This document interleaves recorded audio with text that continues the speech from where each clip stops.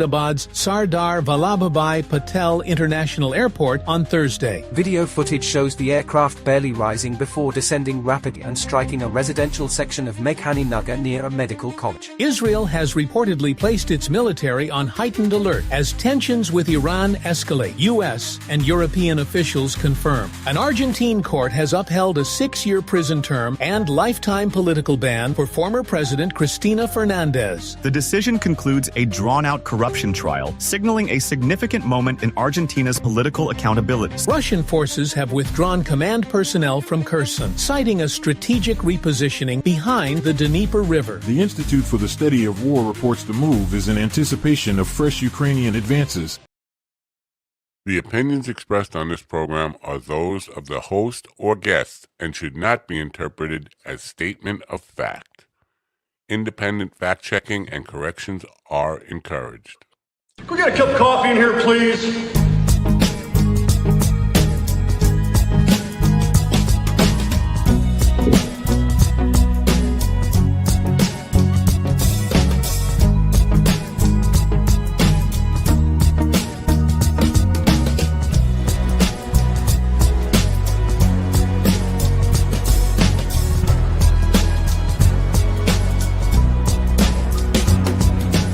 Damn good coffee and hot. My dog is your mind's best friend. A little too light there. A little too lighty. Wake up, America. You've got a dog that needs walking.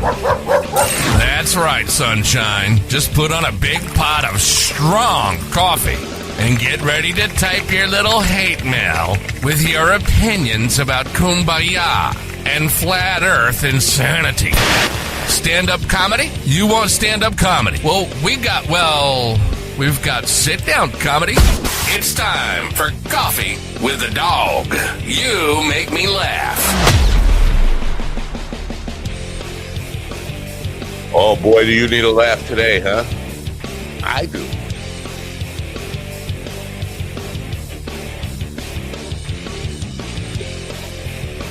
Good.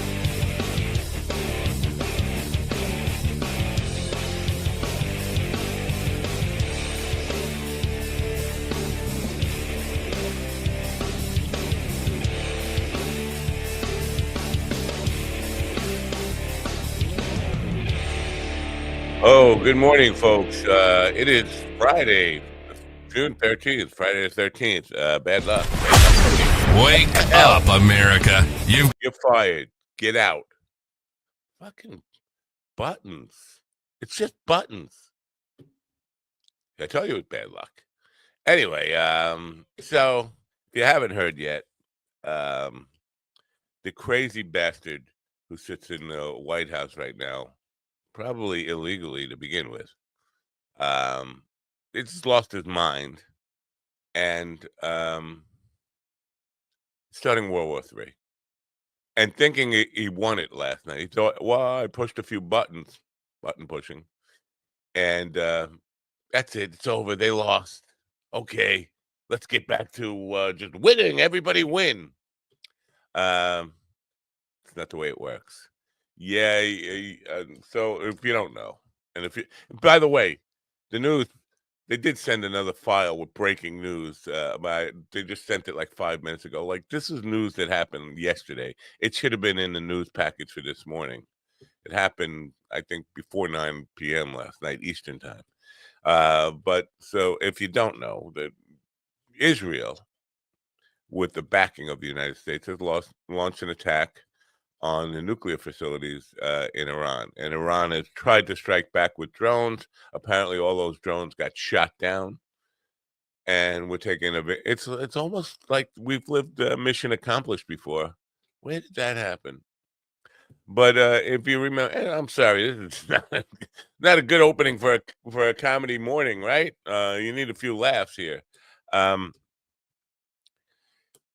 We've heard about this kind of, because Dopey campaigned on this. I'm a man of peace. And if you talk to all these fucking right-wing nut jobs, the people who follow him with devotion, Oh, he's a peacemaker. He didn't start any new war. That's all bullshit. First of all, there was plenty of war and plenty of acts of war while he was in office in his first term. But he's not going to start any new wars. And he's the one who said, "Well, if Kamala or Joe Biden win, they'll start World War III within months of their presidency." And here he is, while he's setting the Muslim world on fire. Not just Iran.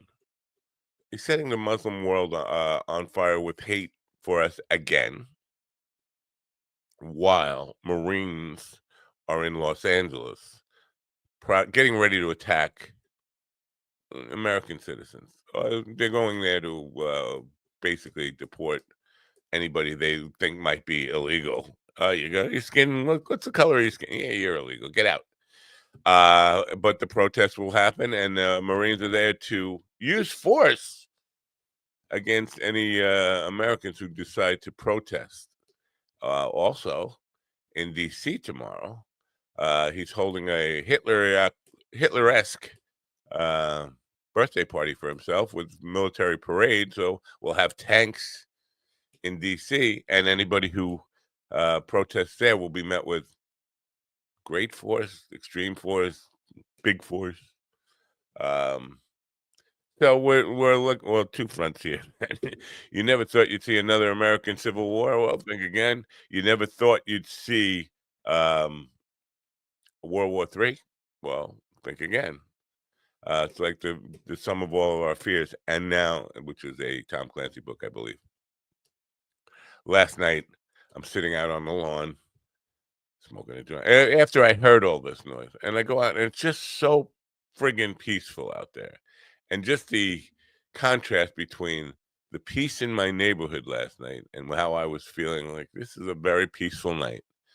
And knowing that in Los Angeles, not a peaceful night. In D.C., they're on pins and needles waiting for what could happen this weekend. And let's say if there is an American shot or killed by military, U.S. military, that will be the start of a civil war. So here we are. Just a terrible place to be. And we got to try to make some laughs out of it. How do you fucking make laughs out of this? You know what? I got nothing. Anyway, we have a guest for you today, comedian Matthew Blevins. He's here and he's waiting. We're going to meet him in a few minutes. Right now, we have a new sponsor I want to tell you about. Ladies and gentlemen, if you were watching yesterday, GD, Blind GD, I want to call him Blind GD. He decided to take it upon himself to show your family. I know there's a family show, and you have your family you're getting ready for work and school and you have the show on. And GD just decided to drop in the middle of our sponsors piece a dripping silicone vagina. Well. That didn't go over well. But YouTube was more concerned with the music that was in the background. So I did a little work on it. I removed the music that YouTube had a problem with, and then I replaced GD's vagina with a different vagina. Now, I will tell you that Stephen Ortiz is not with us this morning, which makes it a little sad, because if anybody needs to see this commercial, it would be Stephen, the sitcom Ortiz.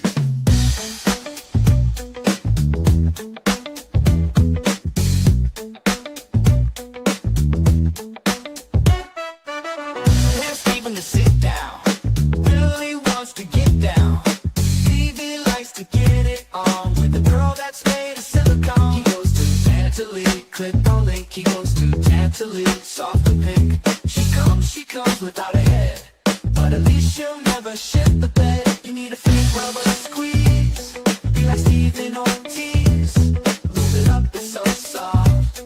Get you 10% off. He goes to Tantalene. He goes to Tantalene. He goes to Tantalene.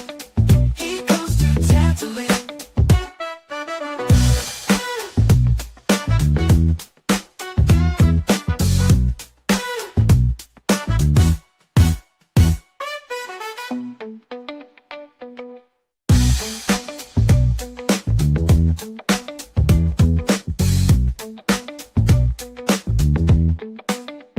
Get your 10% right off right now at Tantaley. The link is in the description. Stephen is not with us, but somebody who is with us, Ron, the fake vagina, silicone vagina man, Kane is with us, and GD. I'm terribly sorry for my terribly judgment in showing vaginas to America. Fenderson. Good morning, fellas. Good morning, America. MindDogTV.com. Tomorrow is Donald Trump's birthday. What do you get for a nothing who wants everything? It doesn't matter, but he doesn't deserve it anyway. So go to the MindDogTV.com/merch to get him anything, something, anything. He won't appreciate it, but we will. MindDogTV.com/merch. Support your local mercenaries and enjoy the suffering. I would say visit the wizard and get him a heart. Ron Kane, welcome back, Ron. Good to see you. You got a little bit of a blurry, a different kind of look behind you there, a blurred out room instead of, I don't know, what do you usually have? That's not what you usually have. No, it changes from time to time. This is just some shelves behind me. That's it. Nothing exciting. Nothing exciting. I was excited. Well, welcome back. You've been on the road. How did Connecticut go? Connecticut went really good. It was a fun time all around. From the comedy, we did whale watching and dolphin watching. I nailed my set on Sunday, so it was good. Wow, whale watching. Well, I know the dolphins were at Lido Beach yesterday. Somebody kept telling me there were hundreds of dolphins, like stampeding. Is that what dolphins do? Stampede? That is exactly what they do. Yeah. The bull dolphins stampede. The cow dolphins, well, I guess they just cow dolphin sachet. Yeah. Have you ever milked a cow dolphin? No. No. No, but my wife is really, she likes aquariums and zoos and all of that. So she found this, and it was like a 3-hour drive for us to get to Cape Cod. That's brave of you. Didn't you watch Gilligan's Island? Don't you know what can happen in 3 hours? Yeah, that's true. No, it's all right because you could see the coast the entire time. Even when we're a couple miles out, I'm like, all right, the coast is in that direction. If you bring that little white radio with you just in case, and everything's cool. Yeah, but yeah, that was really cool because you got to see seals, dolphins, and all that. So wow, good for you. It's hard to even kind of try to find anything to be funny about. I know you guys, don't fucking care that the world's coming to an end, and neither do I, to be honest with you. I just, if it's going to happen. I do care, and I need to put in this disclaimer real quick, because if we're going to be discussing the news, there's a lot of foreign names in the news today, so... Please stand by.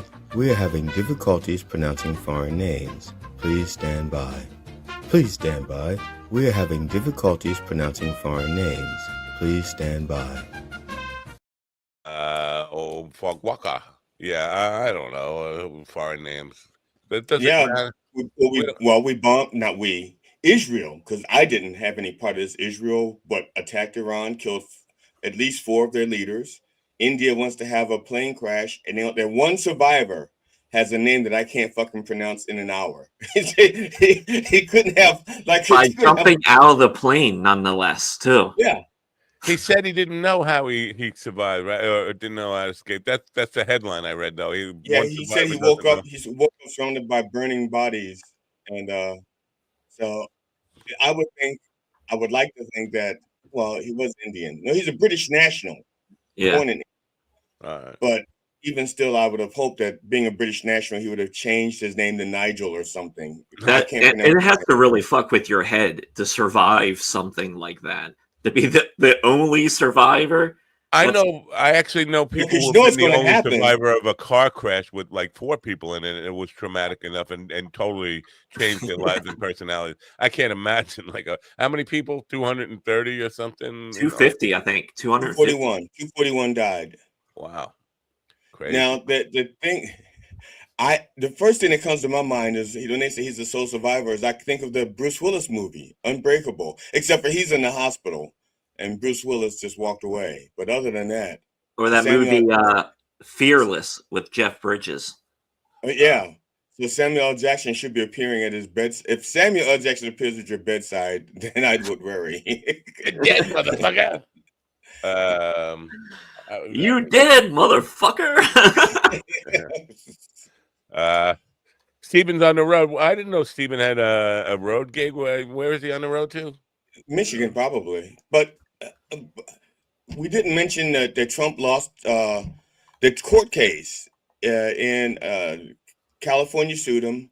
He has to relinquish control of the National Guard by noon today to Governor Gavin. Now, the biggest problem here's the issue I have with it, because I was watching the footage. Most of the litter, or a good chunk of the trash that's out there, is the National Guard shooting smoke grenades and then throwing their canisters into the streets. There's like thousands of them in the streets. And you know who's going to get stuck cleaning that up? The immigrants that they want to deport. That's it's like, fuck. So now they got to charge. They have to charge the federal government to clean that up, because otherwise they'd have workers cleaning that up, and they probably have it done in an hour. Trump, when he gets a bill, all he does is wipe his ass with it and throw it out. So that's what will happen. Well, I think because it's not coming out of his pocket, I think he would have Kristi Noem pay for it. Was it this crazy back in the late 60s and shit with Nixon? Fuck no. No. We didn't have the possible. We never. I could just say this. I'm an old man. I've never once in my life experienced. Yeah, we're on the brink of possible World War III and a civil war on the same fucking Friday the 13th. That's fucking bad. And also, let's see with I'm trying to think here. Even with like Vietnam and stuff when that was going on, there were riots, but and Nixon did kill 4 people. It wasn't Nixon personally, but it was Agnew, I think. But I think 4 college students, and that was outrageous. But and also did a good. But the good came out of that helped Cosby Stills, Nash and Young's career. So something good came out of that. But and you know how Ron feels about Neil Young. So okay, we'll end the program there then. Neil Young, the Hitler of the 60s. Somebody was commenting on the Neil Young short that's out there on the channel, and they were saying he used to stand for good things. Now it's like he's just trying to cash in on it. And I don't know if that's true. At his age, he should be good, happy to be standing at all. Yeah. Whether it's for good things or bad things. Come on, couple of things about Trump, though. He actually admitted that he's the one behind. It wasn't Netanyahu. Netanyahu physically told his guys to go do it, but Trump claimed that he gave the order. He was, I'm going to do Hyman Roth now.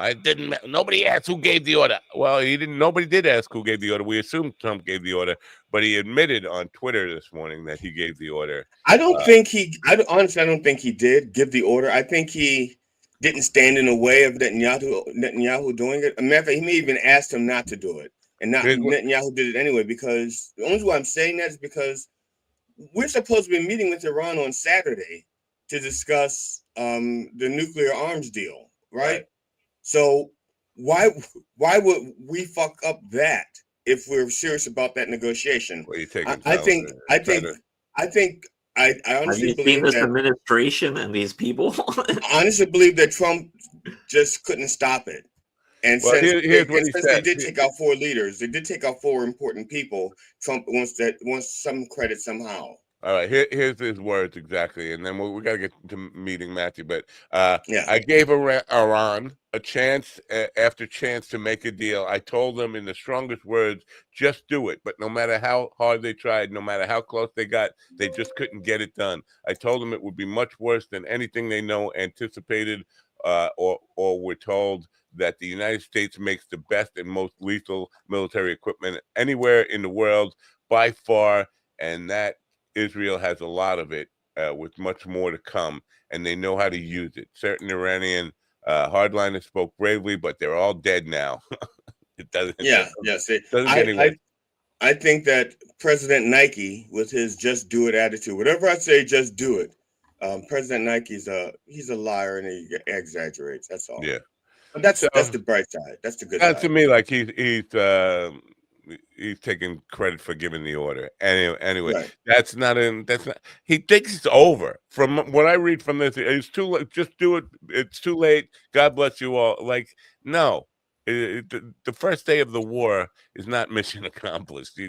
And you know, he's thinking like this is the end of it. There are what 2 billion Muslims out there, or 3 billion Muslims who are right now thinking death to the United States, death to Israel again. Yeah. And Right now there's 4 Muslims in Florida learning how to fly a plane but not land it, and they're getting the coordinates to Mar-a-Lago, which I will post online later today. I have the coordinates for Mar-a-Lago. I'll post it online if that helps them. Last thing about that before we move on, because you brought up Mar-a-Lago. Late last night, Trump said he's not considering, he will be putting out an executive order to allow some illegal aliens to stay if they work in hotels or farms. Because So those are the South Africans he brought in? No, yeah, I think he got a call. This we know because this was reported. He got a call from a lot of. It was like a business, farms and hotel chains panic call. All the CEOs said, "You're taking away all our workforce. You're coming in, raiding our place, and taking all our workforce." And these are backers of his, billionaire backers who own all these hotel chains and farms and stuff. And so now he's kind of back. Taco Trump is back. I don't understand. The state of Alabama did this in 2012. And they learned very quickly that if you get rid of the immigrants, your fruits and vegetables sit and rot in the field. And that's not good for your economy. They didn't learn back then. I don't see that's Well, you're talking learning and Trump. See, a couple of mistakes you made here today. You tried to apply logic to Trump, and now you're trying to apply learning to Trump. But let's pretend Trump is incapable of learning. Surely somebody in his cabinet, Besant, because Besant wasn't an ideologue to begin with. Besant was he was a centrist as far as Republican centrist. Yeah, he understood how the economy works, and he couldn't stop him. And forget about the other ones. Most of the other ones have no idea what they're doing. But Besant, he had an idea. Yeah, he knew. Matthew Blevins is here today. Matthew is a comedian based out of Nashville. For some reason, I thought he was like I consider Sam Talent line in his bio. I thought he was in Denver or something. Based out of Nashville, he has performed at Zanies, the Omaha Funny Bone, the Laugh Factory in Hollywood, and many others. He's open for Sam Talent. My buddy Sam, I love Sam. Kevin Farley, Alex Strickland, Williams. I don't know that person. Alex Hooper, though Willie said Alex Hooper was a real dick to him, but listen, it's Willie. Look, Alex Hooper is not he was. I think Ron, you probably know Alex Hooper as well, right? I know Alex Hooper. I know of him. I've never met him.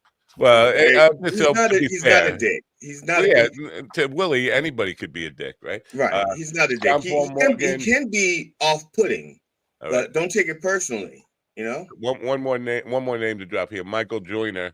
Is he a track star? That's Florence Joyner, right?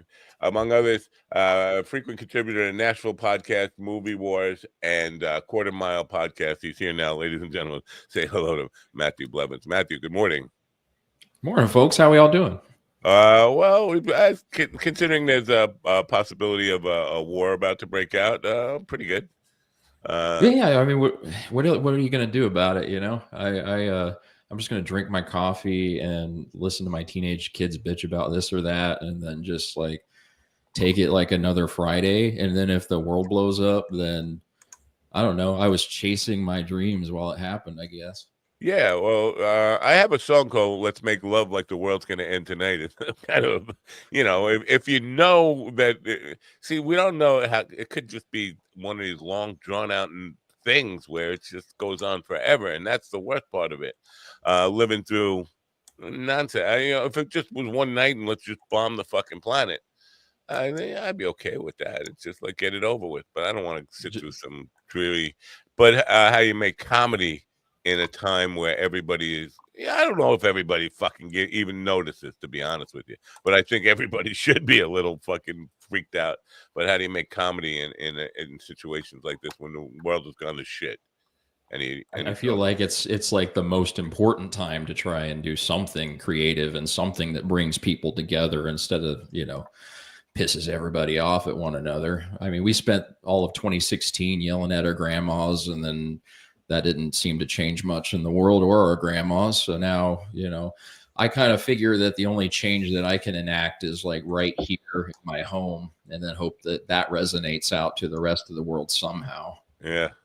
Nashville, is Nashville a competitive comedy scene down there? I know a lot of people want to they talk about Zanies as being like a first test for a career, and people want to get in Zanies. But is the city itself, does it have a thriving comedy scene, and is it like really competitive? Yeah, it can be pretty competitive. I've had to, after, I'm almost a decade in now, which is still a baby in comedy years, but I've kind of had to pull back from scene dynamics and all of that kind of stuff because I'm 44, I've got kids, and I'm if I'm going out, it's not to try and ingratiate myself in a scene. I'm trying to figure out what my authentic voice is and what it is that I am trying to do out there. So that, the only benchmark I can compare myself to is myself.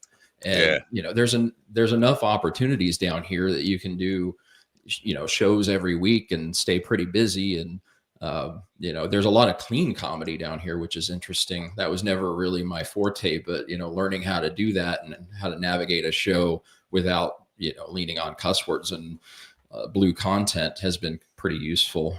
You bring up a good point. Why comedy is for young people, because networking and being part of a clique and a scene and all this stuff is really important. I mean, you need to be part of a community really to get some traction. And who's got time for that? Once you're an older person, you don't have time for hanging out and just forget the time. I have the time. I don't feel like being around a bunch of young pricks. I don't have the patience. I don't have the patience for young comics. I don't. I love hanging out with younger musicians and feeling their energy and their vibe. But the energy is one thing, and musicians they're okay. People in entertainment are damaged anyway. But I think when it comes to the hierarchy of damage, I think comedians are number one, and then actors. And I think comedians, politicians, actors, musicians. That's what I think the hierarchy is. I could be wrong, and it changes probably on a daily basis. Sounds like a challenge. No, you just got to find the people who aren't delusional. That's the biggest thing. Everyone's damaged, but in comedy, you just got to find the people that aren't delusional. And believe me, there are just a few out there, but yeah, you just got to find those people. The ones who are, because the ones who are delusional, wow. I mean, you get people who, let's just say, they'll chase Kill Tony everywhere he goes just to try to get on this. Just people who just give up.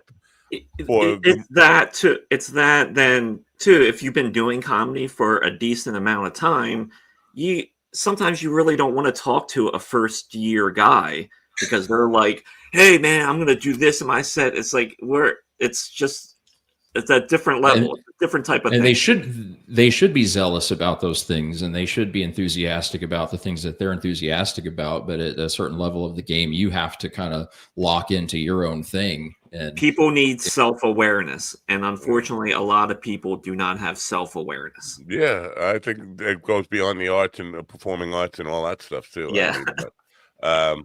So now with these people that I listed, first of all, Sam Talent is a friend of mine, and I really appreciate. I think Sam is one of the fucking gems. He's so funny, and he's such a beautiful soul too. He's just nice to everyone, and just has, he's exactly the opposite of what you were talking about in some of these younger comics. But he's been around forever, and he's very humble and has no ego about what he does, but he just also crushes every time he hits the stage. So yeah, so that's kind of what we talk about networking. Sam is a guy who, if you become a friend with his, he will open up opportunities all over the country for you. It's not like he's selling out arenas, but he's a viable working road comic who has the power now to kind of make opportunities for people. Do you have time for even those kind of relationships? Like if you're opening for somebody like that, get to know them and say, maybe we can socialize more.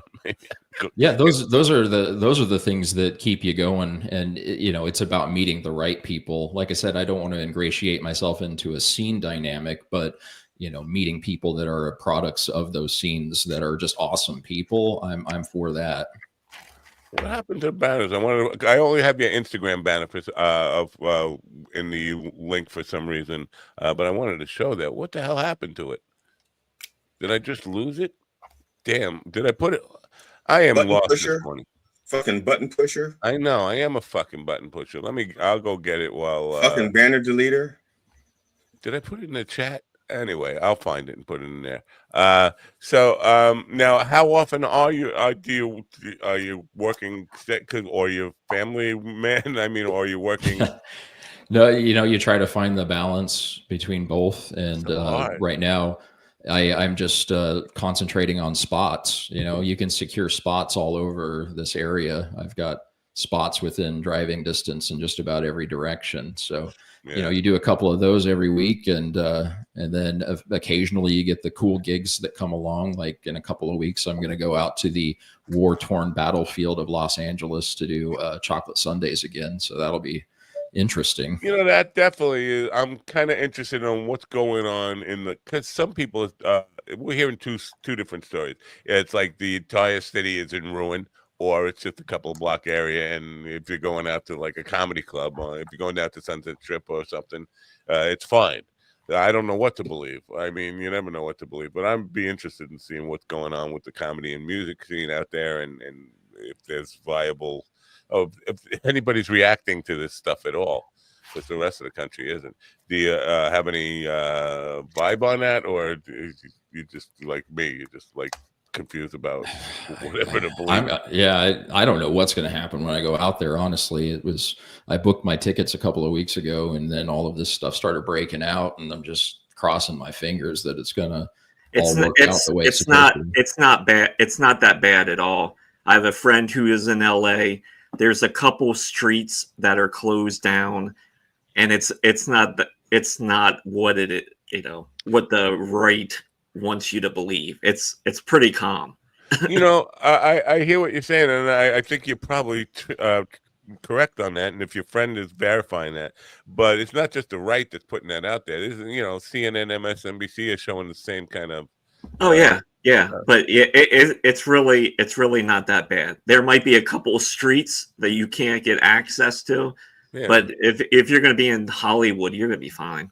Yeah. Like in MSNBC, their coverage of it is not like it's a disaster. They'll show like a couple of things, but like last night, they were showing calm. They were showing calm in the streets. Right. And matter of fact, they spent a lot of time talking to Senator Padilla. Oh yeah. Now, do you feel pressure in Nashville in the scene there to work clean? Well, first of all, are you clean by nature? Are you clean by nature? Sounds like I'm talking about your hygiene. Are you a clean comic by nature or not? First, not with 4 kids. Yeah, there's well, but I was a Cub Scout leader for a number of years, so I know how not to cuss for a little while. And that's a useful skill to have. I don't necessarily feel pressure. It's just that if I want to keep working, there are just a lot of great opportunities. But I was just going to ask, like, what type of is like the Cub Scout leader during the actual meetings, or the Cub Scout leader after the meeting when you're just throwing shit and punching the wall because you're like, God damn kids. Yeah, well, I mean, humans contain multitudes of. Were you not perverse enough to be a Boy Scout leader? Yeah. Uh, Yeah. Yeah, I did a paint party, not a paint party, a outdoor family fun event in Rocky Point on Sunday, and it was parents dropping their kids off to be babysat by me, basically. And it's like the last person on earth you want babysitting. Well, maybe Steven would be the last person on earth you'd want babysitting your kids. But I was like, nah, I'm not a patient man, and these kids, everyone is asking me questions at the same time. I'm sorry, get your kids away from me. I'm not paid to be a babysitter. Boy Scout, Cub Scout leader, whatever. Not for me. You can handle any heckler if you can handle a 12-year-old dipshit with a bad attitude. So yeah, very true. Very true. Yeah. Wow. Actually, yeah. If you can handle controlling kids between the ages of 5 and 11, you can handle a drunk adult. Yeah. Now, I hadn't even thought about that because I used to be a student teacher, and I never even equated that skill to being a comedian. I equated dealing with my drunk mom. I've seen that skill dealing with the drunks because of my mother, but I didn't even think about dealing with kids and dealing with hecklers. Well, I haven't had a heckler, but that's different. If you could stop your mom from heckling this show every day, because she shows up here every day and heckles every day.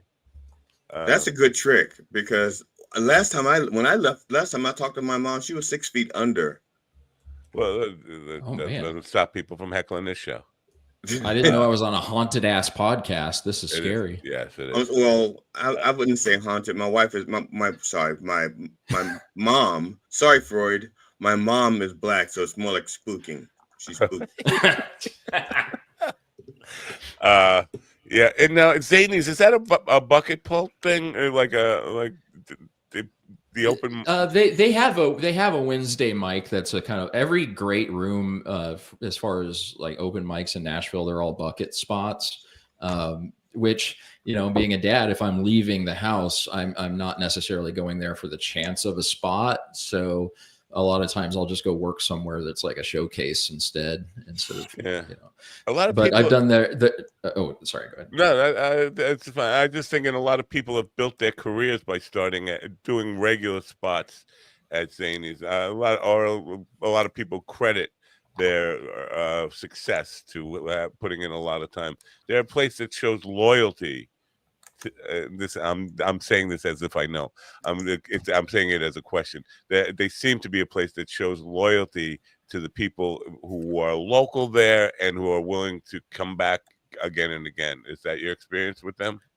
Yeah, that's been my experience, and it's one of the better rooms in the country that I've been on stage at, as far as the main room is concerned. Is it tourists or is it locals?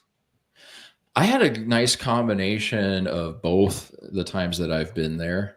You get your tourists because it's Nashville's a tourist destination, but a lot of folks aren't going to Nashville because of the comedy scene. They're going downtown to Broadway Street to the country music, the phony country music, and bachelorette parties with their dick necklaces and all that. You definitely don't want that at your comedy clubs. So. Yeah, sure. You do. I did not know about these things. If they're paying money, bring them in. Doesn't matter. Actually, my last Fratelli show had a bachelorette party show up, and they were the best audience members because they were there for it. They came out and they're like, "We love comedy." Wow, I did a bachelor party. Thank you for being here. Yeah, it depends on the bachelorette party, and also depends on the venue. Like Ron says, what they came out there for. But if you're an experienced comedian, you can quell them. You can control. You can do. Well, let's put it this way: they weren't prepared for comedy to be there, but when they found out, they were ecstatic. So as comics, that could go either way. Yeah. I did a paint party, bachelorette party Saturday, and I was very. First of all, I it was money. Did you practice painting dicks? Yeah, and how long was it before they asked you to leave? They wanted me to stay. Were you expect? Did they think you were a fake painter and you were supposed to take off your clothes? That's what I was saying. Like, where's the cake I'm supposed to jump out of? But it's a very, in a way, it was. They rented a house in the Hamptons for a week. And the thing what happened to women? I thought they were all horny and crazy. Now they want to just sit around and fucking paint landscapes. What the hell happened to America? This is not the America I know. It's kind of mind blowing and shocking me. And now I'm in the back of my mind is, can I throw in some dirty jokes here or not? Or is it? I didn't know how to deal with it. Very, very strange thing. But so do you get a lot of cowboy hats in the audience? You'll see your share of cowboy hats, and some of them are ironic cowboy hats if you're in East Nashville where all the hipsters are. But some of those are earnest cowboy hats. Those are the ones you got to watch out for. Are you originally from the Nashville area? No, actually, I'm from Nebraska City, Nebraska, which people always ask me if that's a made up place. It's not. Wow, we invented Arbor Day. I mean, have some respect, Arbor Day, and a new kind of shake and bake methamphetamine. I mean, we're on the map culturally. Are you the biggest celebrity that ever came out of Nebraska City, Nebraska? Well, there's the guy that owned the hardware store. He's a pretty big deal. He's a pretty big deal. Don't even know his name. The guy that owned the hardware store. I've seen his name on the marquee. The guy is here. Yeah, that's what they all call him. The guy. Wow. His French name. We're talking a lot of. Most comedians, and this is different than other entertainers, I think. Most comedians are self-contained shops. They are one-man shop. They're one-woman shop. They don't have an agent or manager or publicist, marketing person like this. Most other people in show business, the first thing they think about is, I got to get a booking agent. I got to get a manager, something like that.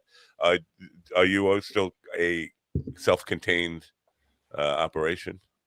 Yeah, I'm still a self-contained operation. I have some like management for acting gigs and that sort of thing, but I don't really do anything for them because most everything is a self-taped audition. So you're just sitting in your closet and sending tapes of yourself into the void. I'm not even sure if they work to get booked or not, but I was in a Sam Hunt music video one time. That was interesting. In a music, that is an interesting thing, like how you get cast for music videos like that, especially if you're not I think they're always looking for teenagers. You have to look good in a bikini. Yeah. This one was this was at a prison, actually. It was at the same prison that they filmed Ernest Goes to Jail. So this is a prestigious location that I was in, but it was like a remake of the Johnny Cash Folsom Prison. What did it feel like being in that pedigree of Ernest? Honestly, I'm still basking in the afterglow. I mean, Ernest P. Worrell, Jim Varney was a national treasure. I don't care if anybody's being ironic about it or not. He was funny as hell. Yeah, people. I bet you people up here don't even remember who he was. I knew of him because I was when he was doing the stuff. I was in a country band out of Virginia. What the hell? Not Raleigh. What's the one on the other side of the state? Never mind. That was my brothers and sisters' love language. When that was popular, the two of them used to talk to each other just like that. Vern? And they would end their sentences with, "Know what I mean, Vern?" Oh boy, that was their love language. I know. What? That's yeah. So annoying. I'm already annoyed. Yeah. So now, are you in productions like television or movie stuff? You talk about acting gigs or these film. Yeah, I did a feature a couple of years back. I'm waiting for it to come out. It was supposed to be on Netflix, but it was a Civil War movie, and I played a Confederate raider. And the seventh word that I said in a feature film was a real unfortunate word, but my grandma was proud of me for all the wrong reasons. I just want to know what the word. I'm just curious what the word is. Oh, come on. No, I've had one or two speaking parts, and I just, but they All right, want a lot of words. buy a vowel. Here's what we have on the board. Never mind. A couple of G's there. A couple of G's. Well, and when I came in for the table read, it was a black director. He was a prominent hip hop artist, and he had this particular vision. And apparently, I just oozed this like guy who's willing to say that.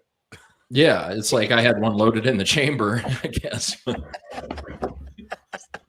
Well, being a not so prominent black man, I do see it. I do don't know. Oh, I did not know there was a look. Well, yeah, ginger beards are the dead giveaway, man. Well, here's the thing: Steven, who is normally on this program, not normally, he's on this program. He's never normal. He's a ginger, and he's got this belief that all gingers are black people. I don't know where he came up with that. He adopted it from TikTok. TikTok? Yeah, I heard this recently too, so I don't know if this is some new meme culture thing or what's going on with it, but I'm okay with it. Well, okay with it is fine. I mean, yeah, I don't see why you wouldn't be, but it makes absolutely no sense because most of the gingers I know are the whitest. It's people. not. Yeah, it's that. See, people I think are taking it the wrong way.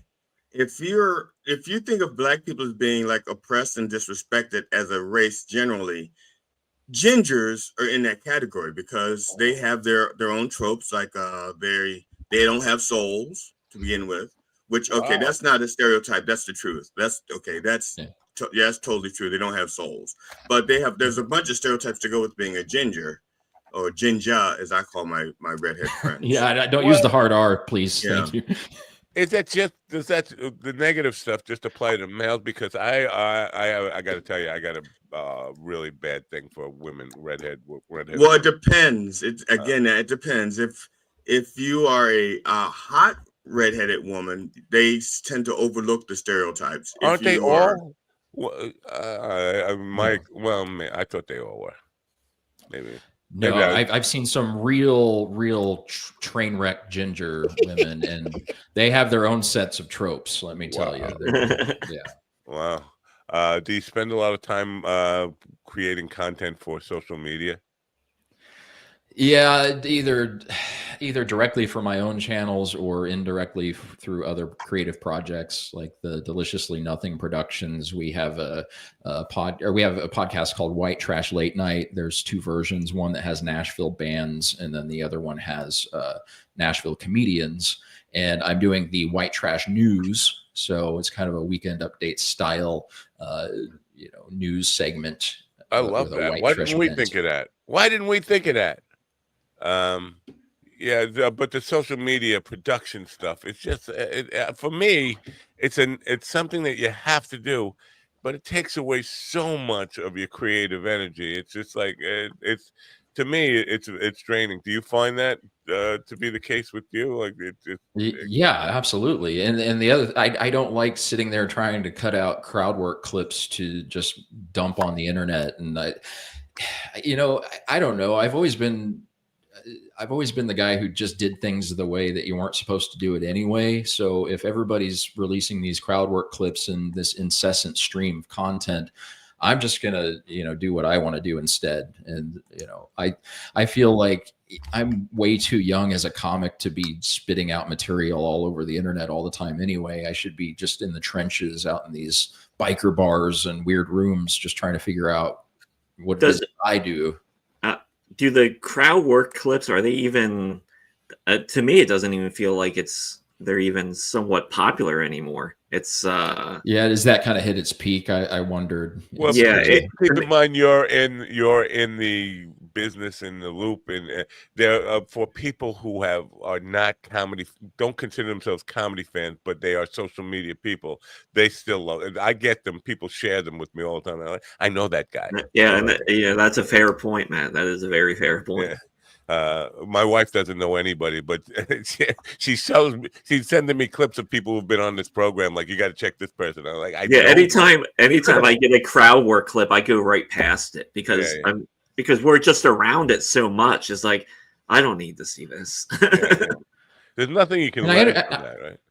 Yeah, I understand why they do it, and you know, you don't want to burn your act in little chunks all over Instagram either. But But maybe at the you just same don't. time, you know, you mentioned that, and at the same time, a comic who is like that I know is doing well. He's probably like 25, and he says the opposite. He said, "Just put all your shit out there. No one cares anymore about burning material and things like that." I am with him. I'm with him. And he does very well with his clips, and he's doing stuff with Casey Rocket and stuff now. I bring this up every time this subject comes up. Is that again?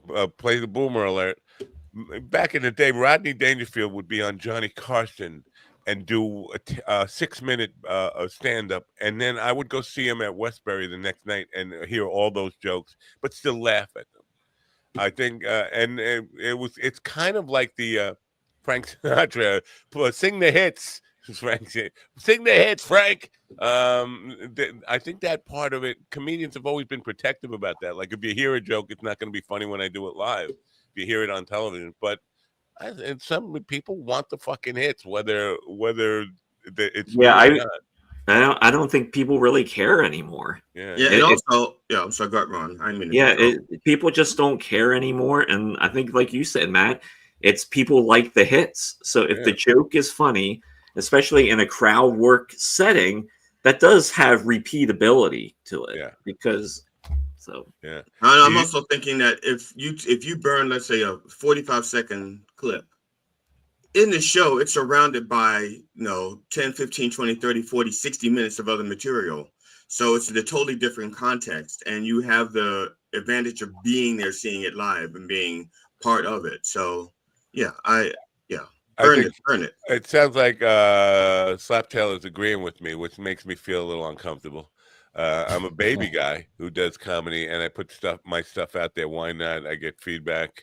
What are we waiting for?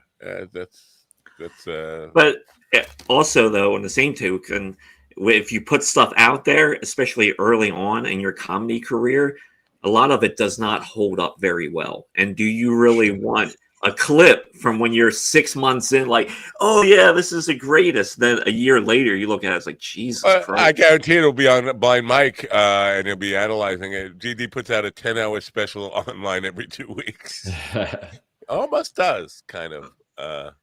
Anyway, do you do a lot of crowd work, Matthew?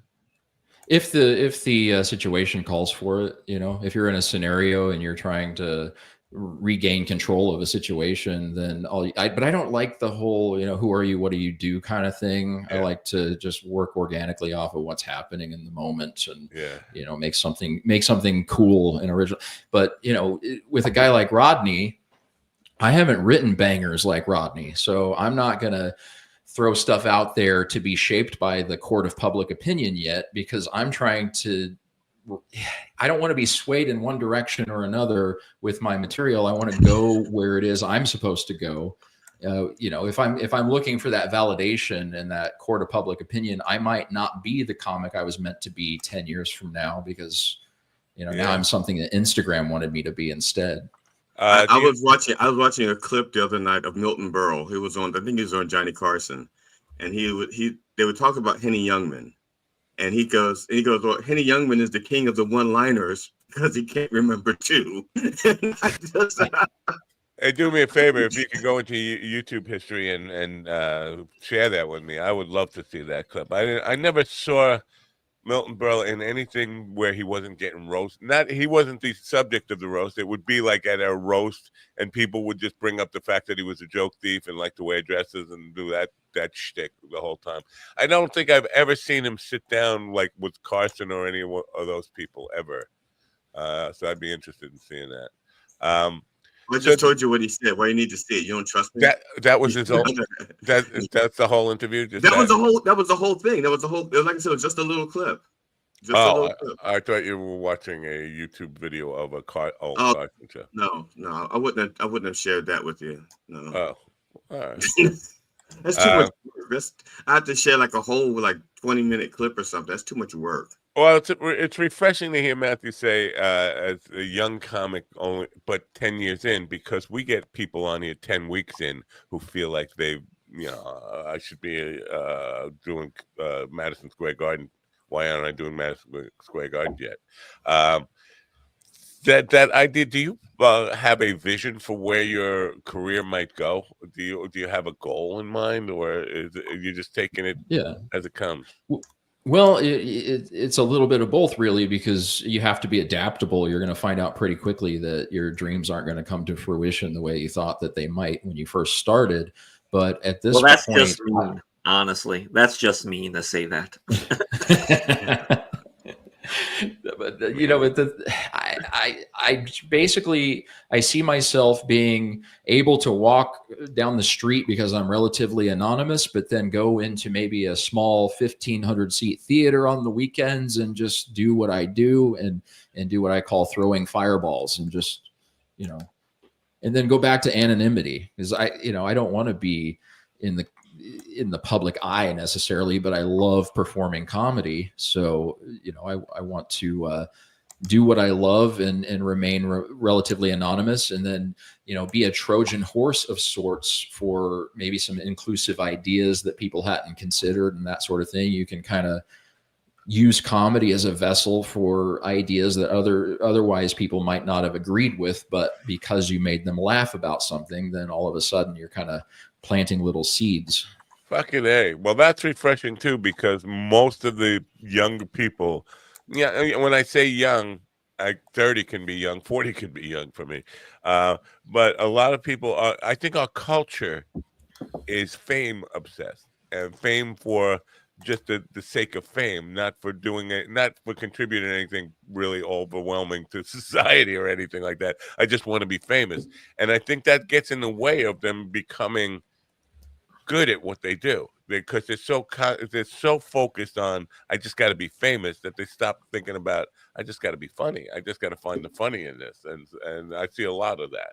And do you see because you seem like fame isn't important to you. You just said anonymity is something you value. So obviously you can't be both famous and anonymous. So.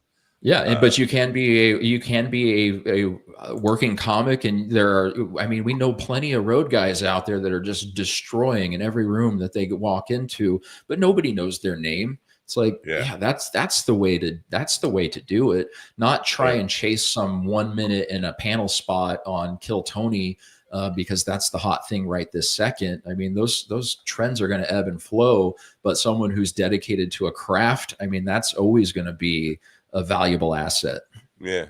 To try to impress people. Now, I'm not talking about the panel on Kill Tony, the audience in 1 minute. It seems like a really difficult thing to do, and I'm not sure how you would approach that if it becomes meaningful at all. How do you really kind of give them a sense of who you are in just 1 minute? It's extremely challenging, don't you think? Yeah, it'd be very challenging, and I think you're setting yourself up for a losing scenario if you are chasing that. And if that's and the other thing is like, you should be seeking to create your own thing. You should be seeking to create your own version of a Kill Tony or your own show or your own vision, not trying to ride coattails of someone else's vision into some level of the spotlight. It perplexes me. I get that I have friends that are golden ticket winners, or they've gotten into spots, and you get some bookings out of the deal, but it's not the end all that people seem to think. See, I don't get where because as somebody who works with bookers and talks to bookers my whole life long, I don't get where they would see has appeared on Kill Tony as a reason to hire this person to come in to do a night in my comedy club, because and maybe other comedians might be impressed by that, but I feel like that's you won the lottery. That's not something you achieved. That was you got on there by a lucky pull of the short straw or long straw or whatever it was. It's not something you did. It's not an achievement. It's a good luck. You won. You got a scratch off ticket for $2.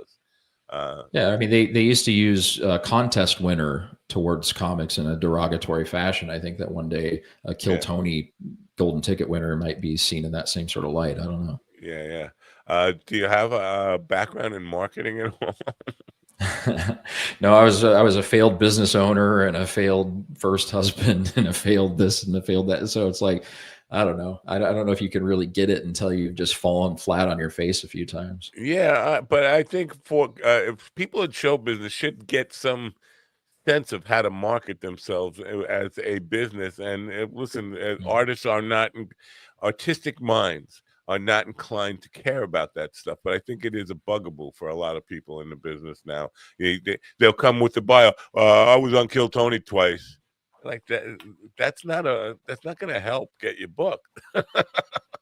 Give me a reason why, and give me some fluffy language about how hilarious you are and how audiences are bowled over in the testimonials and all that kind of stuff. Give me some traditional marketing stuff, but people don't seem to even care about learning about that stuff.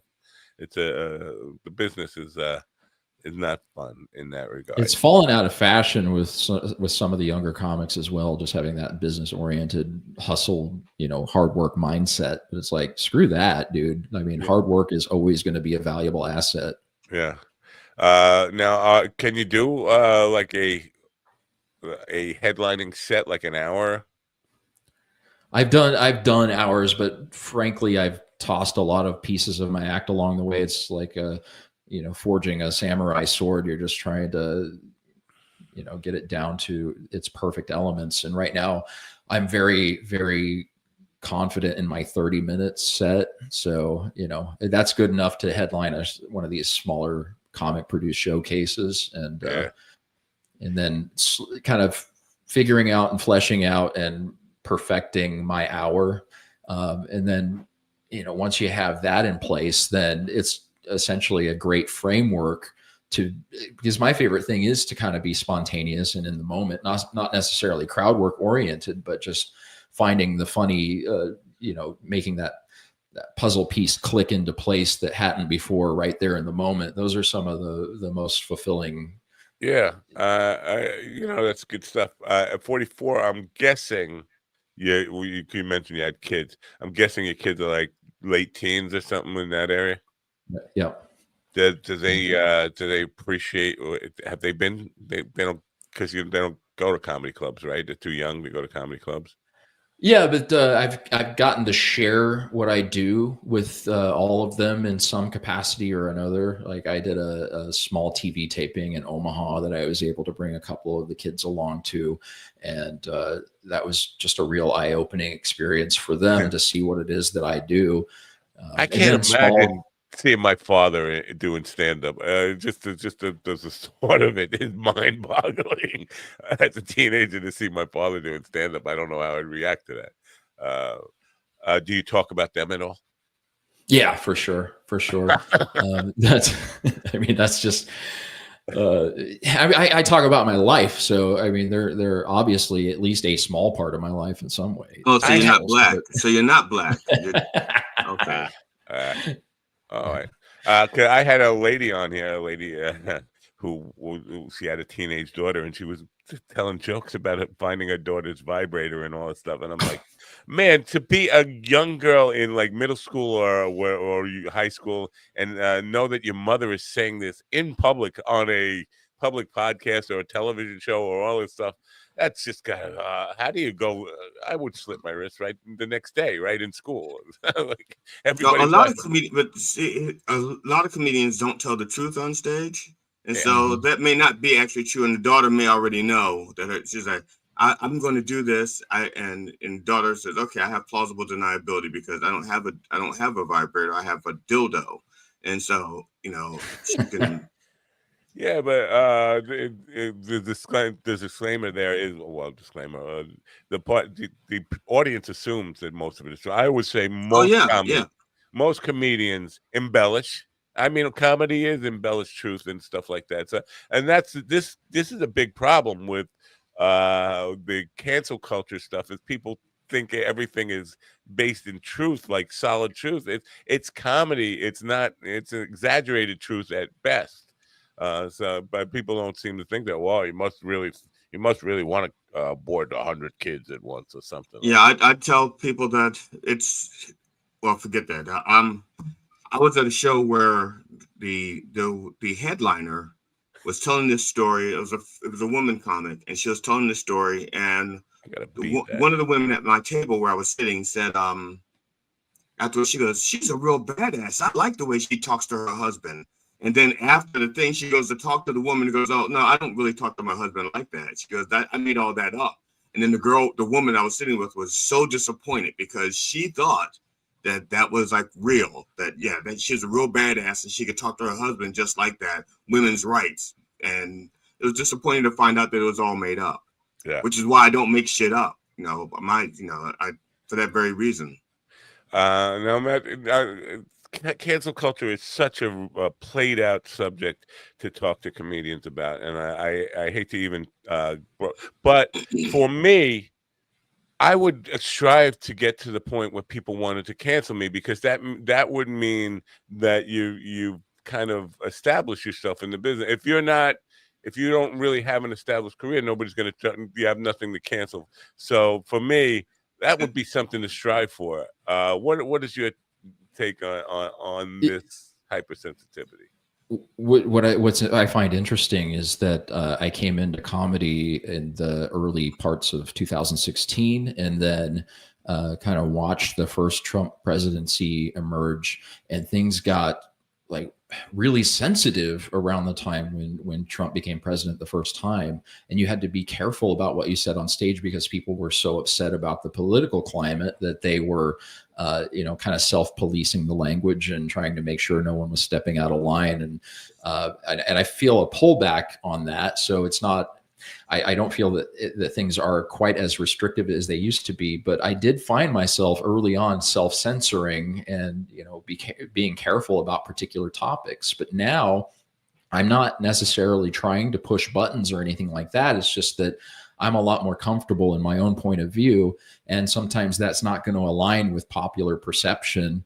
And so I might accidentally alienate someone. And if you alienate the wrong person that has a platform and a loud voice, then that you might get some sort of potential blowback from that. And, you don't seek it, but I think it's just, you're not being neutral. You have a point of view. And so that's, I guess that's dangerous in any scenario, in any business. If you have a point of view and you're loud and you stand firm on your point of view, then you're putting yourself at risk anyway. Yeah. You and I started about the same time then, because I started the end of 2014, like September 2014, I think, right? Yeah, you're right. That's about right. And most of my political humor is based on stupidity.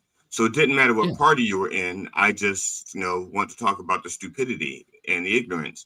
And when I talked about the left or Democrats, some of the Democrats or people who leaned left were upset, but they understood it was humor, and I didn't get attacked by it. When I got on Trump's case and his stupidity, my God, that's when I started getting death threats and hate mail, and people would unfriend me. And I actually set up 2 separate channels so that I had like So GD Funny Facebook, where I put my political stuff, and then GD Fenderson on Facebook, where my personal stuff was. Just want to put this out there. Anybody who's issued GD death threats, take my number, email. We should be friends. We should be friends. I think they already have your number, to be honest, man. I think 2 of the calls on caller ID came from your house. Okay. Bear Love says he shares his entire set every single show on YouTube. That's wow. Whatever. That's a choice. I did that in the very beginning. I did that in the very beginning, but I only did that to encourage other beginning comics. So it was like my way of saying we can all learn and grow together. Yeah. But one of the, you kind of alluded to this my thing with the cancel culture thing, because most of the people who were canceled saw great increases in their bottom line, their money. Dave Chappelle, Louis C.K., they all found a way to make this stuff work for them in fame and monetarily. But the downfall is when you get creative minds censoring themselves and saying, I can't say this.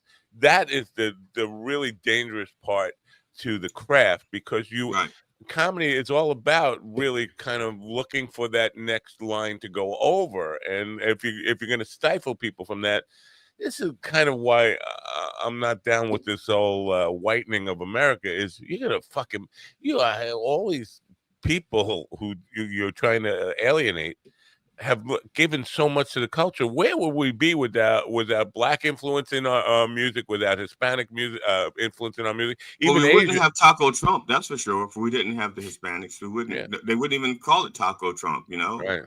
So if we're gonna make comedians self-censor themselves, I feel like we're heading to a very boring comedy.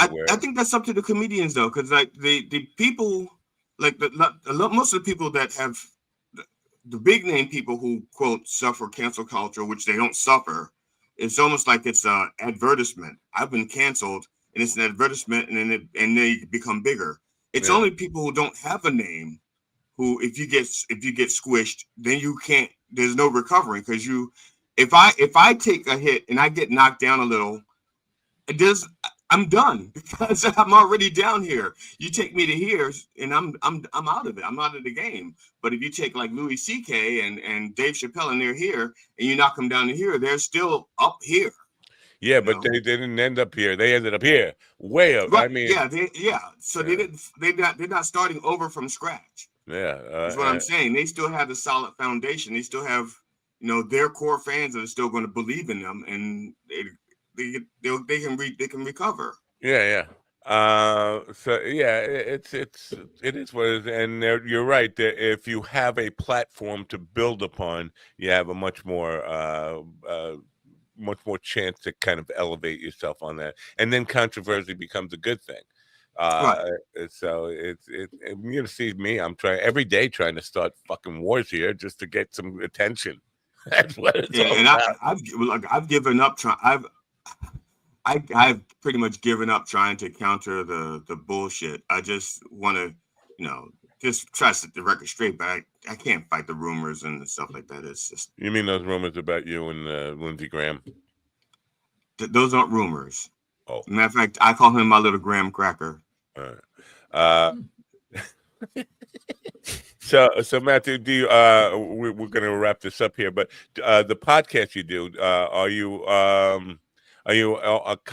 every regular member, like every week or whenever they publish? What was it? The Deliciously Nothing podcast. I am third mic on the White Trash Late Night shows. They're kind of a podcast network of sorts. They've got the White Trash Late Night shows, which they basically bring in comics and bands from Nashville. Always a fun hang, always a fun time. But as you can imagine, just being a bunch of doofuses in a garage with bands and comics just saying whatever they feel like saying, it's not necessarily monetizable, but it's a free form of expression, and it's a fantastic outlet for comedy and fun ideas. So honestly, I would say, and I'm not saying this to be contrary. I think it's all monetizable. The issue is you need somebody who is focused on monetizing and not doing this. Not the person doing it. You need a business person to really, because I try to do both. And the monetizing is just, it spreads my energy really thin. But I think there is, audiences are starved for content, even if it's just a bunch of doofuses in a garage just bullshitting. They are starved for something different. They're sick of the spoon-fed corporate entertainment that comes, and they want something new, and they are willing to patronize your sponsors and all that stuff. And there are plenty of businesses that want to be part of something that is gaining some traction. I know there are opportunities I leave on the table every day just because there's not enough time in the day. So yeah, it's monetizable, but it's not by, if you want to continue to pursue that which you got into it for, you don't have the time to do all that. And it's difficult. It's difficult to wear the contrary hats involved too, because the correct business decision isn't always also the correct creative decision. Right. I had to create a alter ego to do some of the business stuff, and they don't know they're dealing with me. I shouldn't even anyway. Now they do. But yeah, and I give myself a Jewish last name, so they think I must be a good businessman.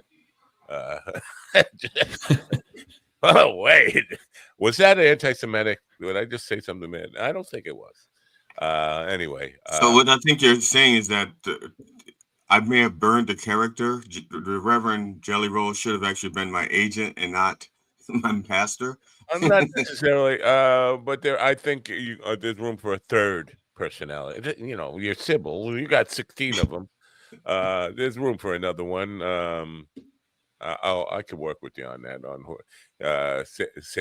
Sammy Davis Jr. was half Jewish. Yeah, it's got to be Jewish. This is the thing. I'm sorry. I am 9% Jewish, so I can pull it off. Yeah, I'm not saying this to be. I'll talk about it after we say goodbye to Matthew. But Matthew, are you, do you come up this way? I'm in Long Island, New York. Do you come up? The East Coast ever? I haven't been, so I'm gonna have to make my way that direction. I've been kind of all over the South, so there's I call it the East Coast corridor. Most of the people who start here locally, Governor's Comedy Club is a starting point for a lot of people in Long Island. In New York, you got Gotham and you got Broadway Comedy Club. But a lot of these people parlay that into a Boston to Miami corridor work. I was Myrtle Beach and all that stuff, and it seems to be very lucrative. I mean, and even the Poconos at times is a stop, but they managed to keep that as a steady. And there's nothing. I know I'm just going from one thing to another. There's nothing that helps you develop your professionalism like working steady. Somebody was talking about a theater company about reducing rehearsal time, and I was like, you shouldn't even have to rehearse. You should be working so much that you never have to rehearse. That's how the bands that I was in that got good, it's because we were working 6 nights a week. We never had to rehearse. We never ever had to rehearse. We played last night. Why do we need to rehearse? New songs? Yeah, new song. No, we learn them on the spot. I mean, it's within a set of a 4-hour set. Nobody cares if you fuck up one song. And so you learn them on really. And we never rehearsed. Even new songs, I would just break them out and people would follow along. And if we fucked it up, we fucked it up. But nobody fucking knew. I'm saying a lot of F-bombs here, aren't I? Part of my personal grand vision is that once my youngest graduates from high school, he's got 3 years of high school left. I'm going to move out to New York for a year or two and just, grind as hard as I possibly can while I'm out there and just be real selfish about my creative pursuits for a while. Well, I know Sam is coming. I know Sam. If I mention you to Sam, will he know you? He should, yeah. We're hug friends, so every time I see Sam, because when he comes to Governors again, or in the near future, I'll tell you, Matthew Blevins, him, bring him up with you. We'll see. He might not be open to it, but I'll bust his balls on that. But no, I appreciate it. It would be cool. It would be cool because I don't like to go travel myself. But it would be cool to see you in person, and wish you good luck. Your links are in the description. I don't know why I didn't put them in the banners. I thought I did. Anyway, thanks for being here, and good luck. And if you ever want to stop back, please do. We appreciate it. Absolutely. And thanks so much for having me. This was super fun. You guys are great. And, how'd you hear about us? The Road Comics of America. So John I've done. Yeah, John. I've done gigs for John all over the country. Man, I've done Colorado Springs, Denver, New Orleans, Atlanta. So he's always got something going on, and whatever city he's longboarding around, I'm gonna go and do one of his shows. I really appreciate John. He's a hardworking guy, cares about the craft of comedy, cares about the business of comedy, and really looks out for the industry as it is, such as it is. So, yeah. All right. Thanks. Have a great day, and enjoy the World War III that's coming in Friday. Happy Apocalypse Friday the 13th, everyone. Yeah. All right. Bye for now. Matthew Blevins. I didn't realize today was Friday the 13th until you mentioned it. What happened to Ron? He's hiding in the blur there. Yeah, I think he's probably have because he's working from home, so he probably has something actual work to do. Well, who's going to bring the disgustingly perverted nonsense to this program without Ron? And we don't have Steven. We have no perverted, disgusting nonsense without them. That's true. That's true. I guess we'll have to be the grown-ups in the room. Oh, that's not going to work, is it? You know, this is not going to work. No. Can I play the commercial again? Because I put in all this effort into the commercial. You did, but you did a good job. I don't know if you saw my comment that I made. As soon as you played it, well, there's one thing here I'd like to point out in the. I give it a 10. Nice beat, nice beat off. The thing where Steven his big doofy face is covering a vagina, and then it's in the vagina and moving outward. I just for me that haunted me. I couldn't sleep. I kept thinking about that.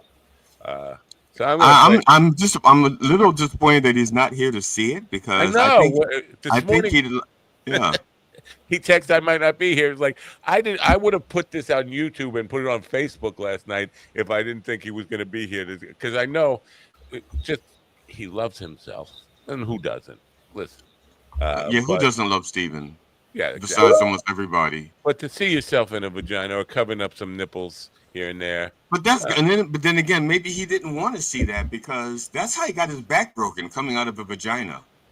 Oh, that's a good point. Maybe you may be traumatizing him. He got his back broken coming out of vagina. He may not want to relive that moment again. All right, it's only a minute. Let's watch it, and I'll leave.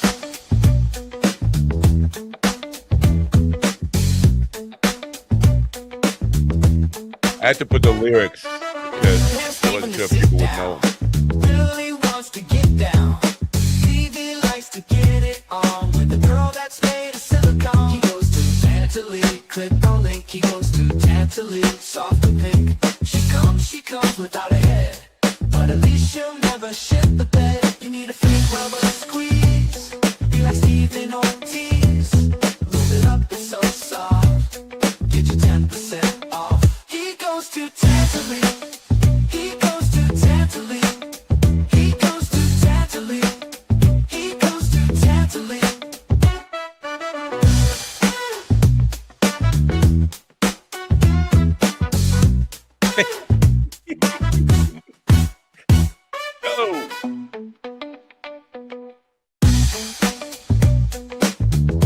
That one. Yeah, that's the moment where he broke his back.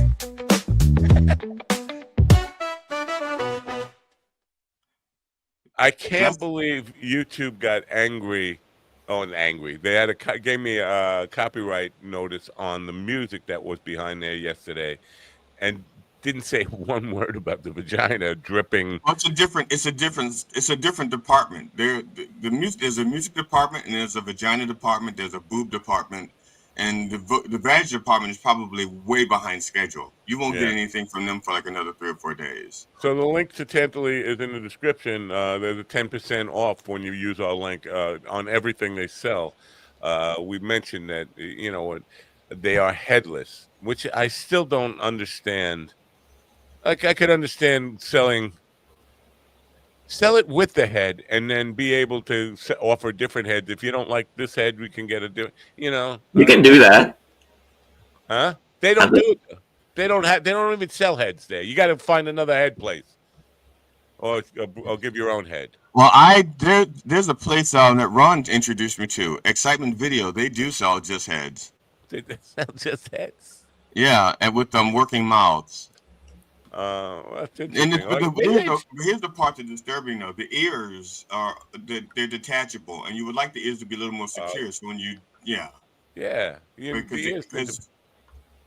we need to put these two companies together. The headless sex robots there, robots is probably a strong word, sex dolls, and just the head people, put them together, and then we have.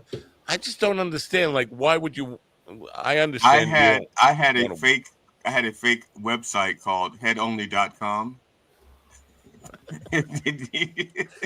Probably got a lot of traffic.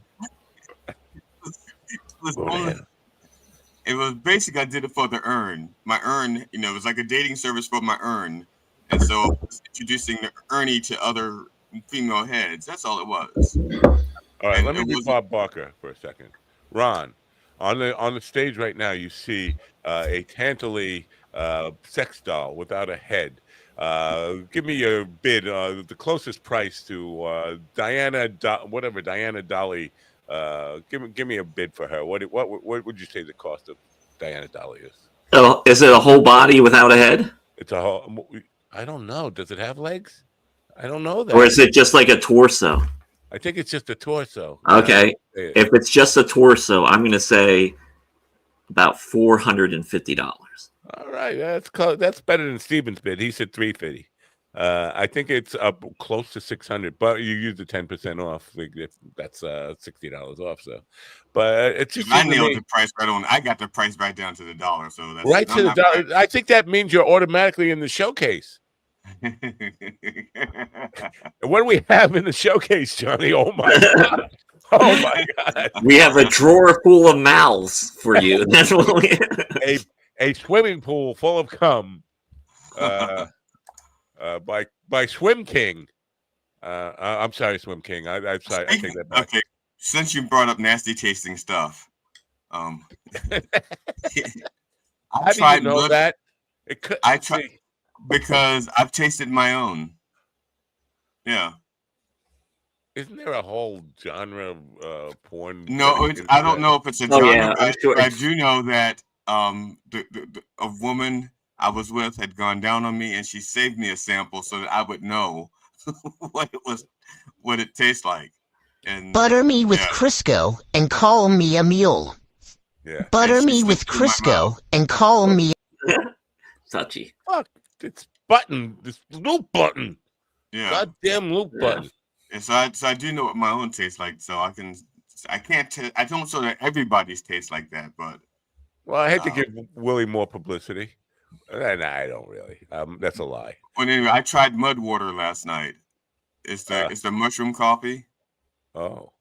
And I think I'd rather taste my own cum. Why didn't you go with or didn't we have one of those mushroom people sponsored? I didn't want to spend all that. I was trying to find the cheapest because I just want to sample. Honest, if I could have just found like a $2 can that I could just try it, that's what I would have went. The cheapest thing I could find was like $19 for, and it's not even a sample. It's like 16 tablespoons. Each cup is each 12-ounce cup uses 1 tablespoon.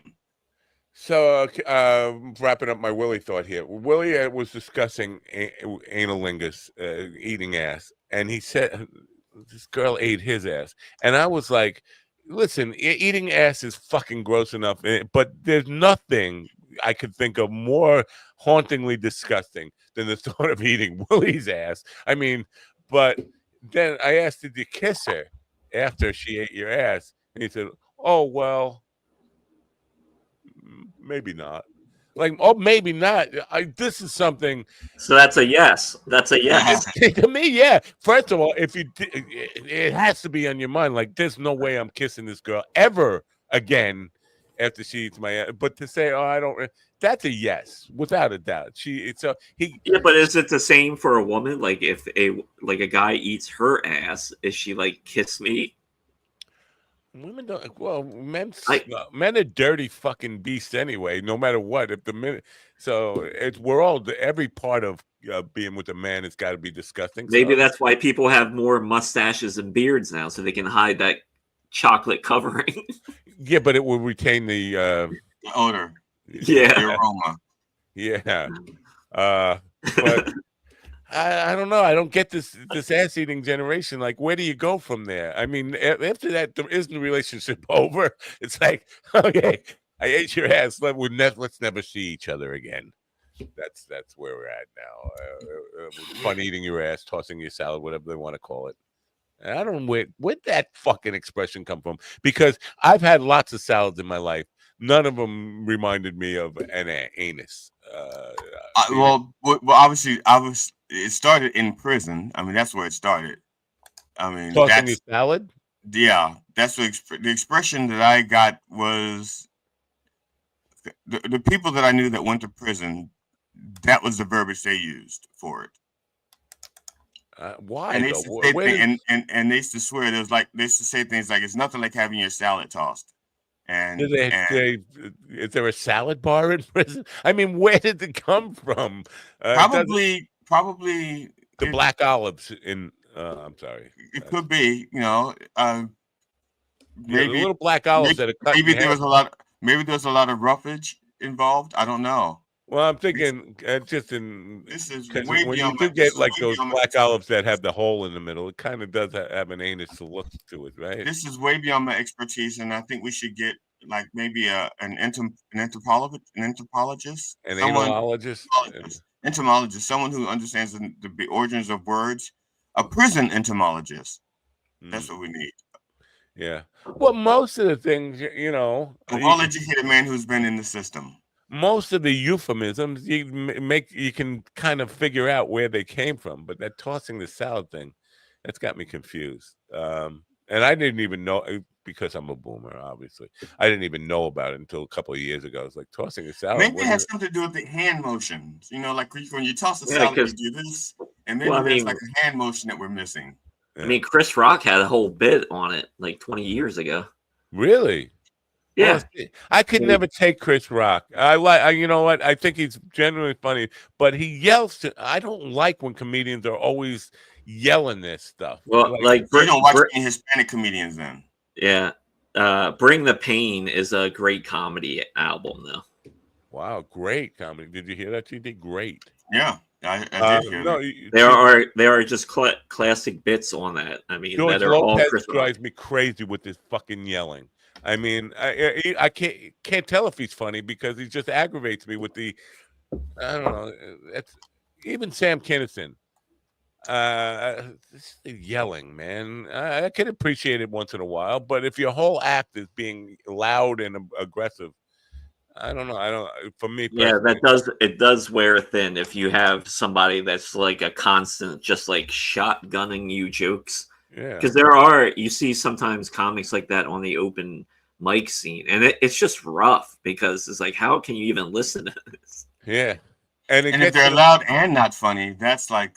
Yeah, because there's so many people that still don't understand like mic technique that you don't have to yell right into the mic. Move it back a little bit. That's what the whole point of a microphone is, to project your voice. Yeah, if I do have to yell, I will move the mic back so that I can still yell, but not, cause damage. Yeah, to. You just don't want to scream into the speakers because it's not like you're at a show, like a rock concert. Totally. So many people, even public speakers, just don't get simple mic technique. You'll see them with a microphone, and the way they tested it, it's not a fucking bottle of ketchup.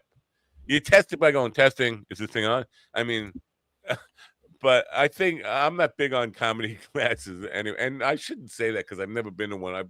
I've threatened to go to one the last 2 years, but I think if they're going to teach those kind of things, that should be first and foremost. Mic technique 101, how to use a microphone, and I don't think any of those classes teach that. No, the comedy boot camp that I attended 11 years ago, whenever it was, 2014. That was one of the first things that when we took the stage, because the first thing we did was like classwork. We were like writing our first opening. We wrote our opening moment, and then we wrote an opening line, and then we worked on a 5-minute set. And then once we all got our 5-minute sets, then when we took the stage, he gave us like etiquette, stage etiquette, broke it down. Good for them. I mean, good for who you want to. That was Bermuda. What do you call it? The Bermuda. Beneath the Underhill? No, Bermuda Mavericks. Bermuda Mavericks. And the guy who runs the Bermuda Mavericks, or one of the guys, Les McCurdy, he runs McCurdy's Comedy Theater in Sarasota. Wow. And they're both successful comedians. Sarasota, is that Wick? Not in Maryland. That's you got your start in Florida. Is that? Yeah, I got my start in Sarasota. Why didn't I know that? Why didn't I know that? Because you don't listen. That's probably right. That's probably accurate. Right. I listen to the news. Well, You guys don't listen to the. Anytime I play the news, I know you're not listening because he says some really stupid shit, and you don't ever. Well, this is something that's like I said, I really the more shorts that I listen to, the less I like AI because I really cannot stand the mispronunciation of simple words that is just spelt a little different. I can't stand it. I thought you got a kick out of like Kentucky Derby. You like that? Kentucky Derby. If a human being does it to be funny, that's one thing. But these things are they're like almost like documentaries, little mini documentaries. Like, did you know that the 10 best single one hit wonders of the 60s? And it comes off like it's a documentary, and they're trying to be accurate, and then they want to say the Yardbirds or the Birds or something, and then because it's spelled BYRDS, they go like the Birds. You know, it's like no, it's Well, the bird. have you seen what is it like the Google V3 AI? Yes, yeah, I just canceled it last night because they wanted to start charging me $21 a month. I used it. GD said he could spot because there was some comedian stuff in there, and GD could spot what you said something about the way the guy delivered the punchline or something. I forget what you said that you could tell it was AI. I could not tell the comedian was AI. Like this person doesn't exist. He doesn't exist. It's just Now the other thing, and here's the one thing that I may be picking up on. That, like I said, I just realized I was picking up on it the other day.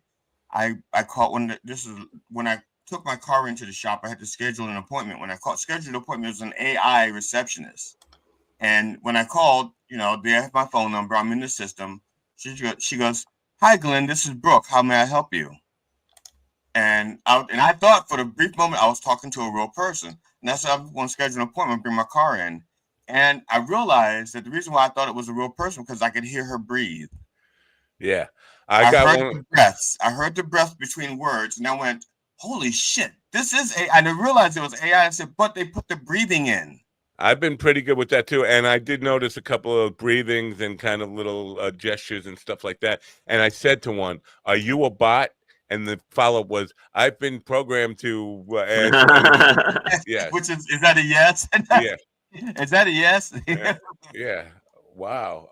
Yeah, it's getting. So I think that's one of the things I pick up on whether or not it's AI or not is whether or not you hear the little telltale signs of life, like breathing.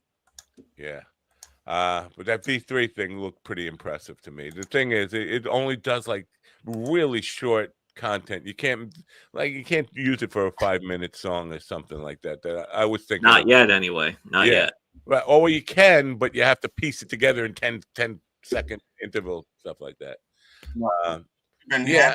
My nephew, because my nephew, well, he doesn't understand anyway, but he gave me shit about AI. He goes, "Look, Grandpa, don't get left behind. You got to learn to use AI." Wow.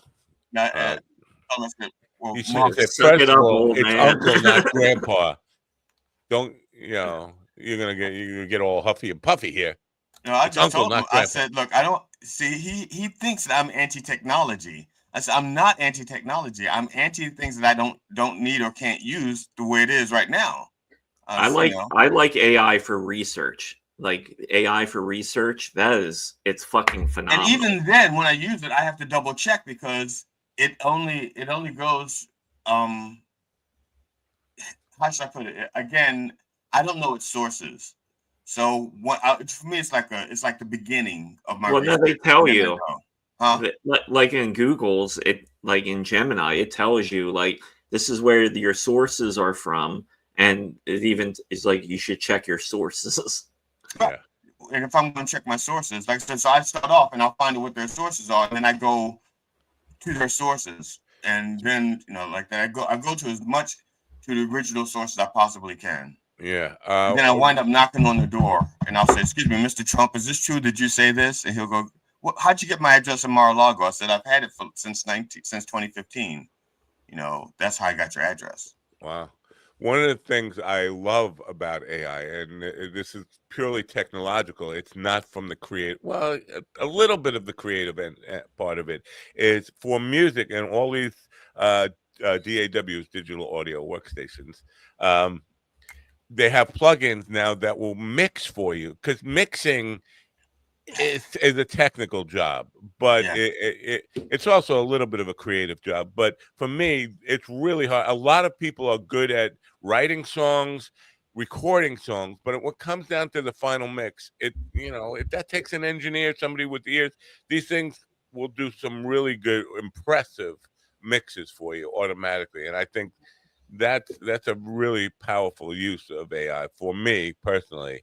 I don't feel like that's cheating the creative process at all. It's like, yeah, this is the work that I didn't want to do, the hard part.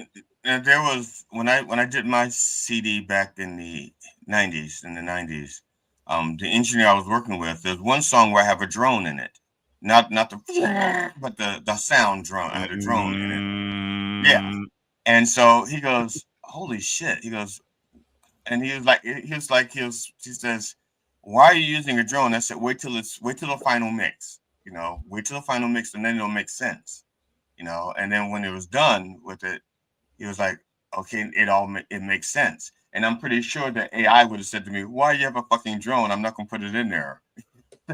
I don't know, maybe not. It's hard to tell what would have.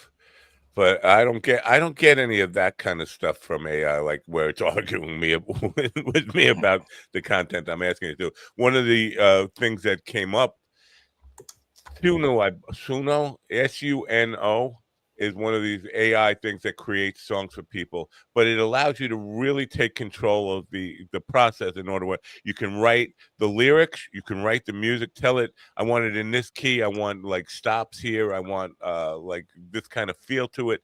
You're doing all the real writing, what I would consider writing. You're writing the melody, you're writing the chord structure, you're writing the lyrics, and then if you go to use it, Sunu will sue you for the copyright. And this has come up a couple of times in the YouTube community where AI is suing the people that actually gave it all the information, not just the information, the melody, chord structure, and lyrics. To me, that's writing the song. The fact that they produced it into a production, they should get credit for the production rights and stuff like that, but that's not writing. That's like if Sun Records sued you. Sun Records for the $400 will make you a record. But right. No. But do you know the pop song "Espresso" by Sabrina Carpenter? No, of course I don't. I'm a boomer. Well, so that song is very popular. It's been a hit for her, and that song is sampled from a public domain disco sample. Yeah. The producer found this like obscure public domain sample, and I was like, oh, and they made a fucking song out of it. Wow. Now, there was a friend of mine had written, they were writing a presentation for a sales pitch, and it was like 500 words. They wrote the speech and they gave it to me and they said, "We want to put some jokes in here. Would you punch it up for us?" So I did, punched it up. And at the time, they didn't tell me there was a 500 word limit and that they were already at like 490 when they gave it to me. They just told me to punch it up. So I punched it up and it came out to like be almost 800 words. And so they went back and they go, "Oh, okay, we have a 500 word limit."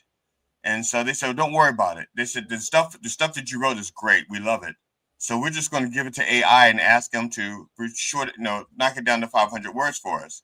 They got rid of all the jokes because it wasn't pertinent. They didn't see the jokes as technically accurate for the presentation.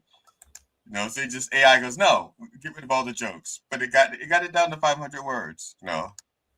So like I said, AI to me it's not useless. It just doesn't serve my purposes yet.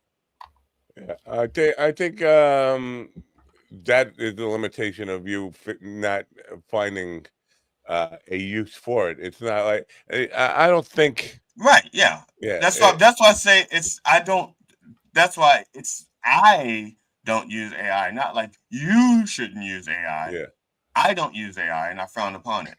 Well, I think there is a place to tell people you shouldn't use AI for this, that, or the other thing, because we are seeing the courts side with AI, with Suno over this thing. So they won the copyright. Yeah. Well, like I have this reel that I'm going to make today, and I went to AI and I created 3 pictures that I need. So I'm going to use them in the background. because I can't do that myself. Yeah.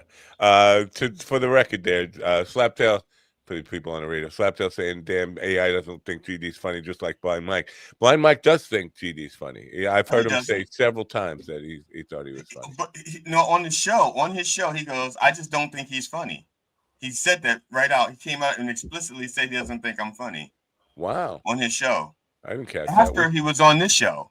And that was after he met me. He thinks I'm a lovely guy, and he thinks it's going to be rough bad-mouthing me because he thinks I'm such a nice person, but he just doesn't think I'm funny.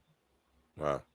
That came out of his mouth after he met me on the show. But he thinks some of the things you said are funny because I've seen him laugh at some of it. Right. So overall, but overall, I'm not funny. So it's like a blind squirrel finding a nut once in a while.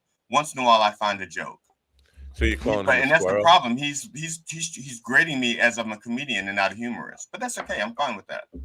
Oh, this semantic thing again. It's not a semantic. It's like the difference between, if you're a Mustang guy, if you're a Ford guy or a Dodge guy. They're slightly different cars. Are you high right now?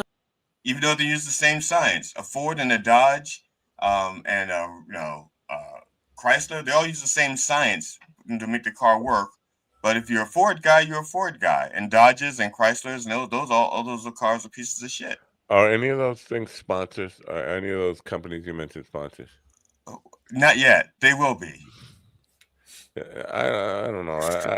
They're gonna play this show in your electric car, so it'll convince you to drive your car off the highway. We have several more now.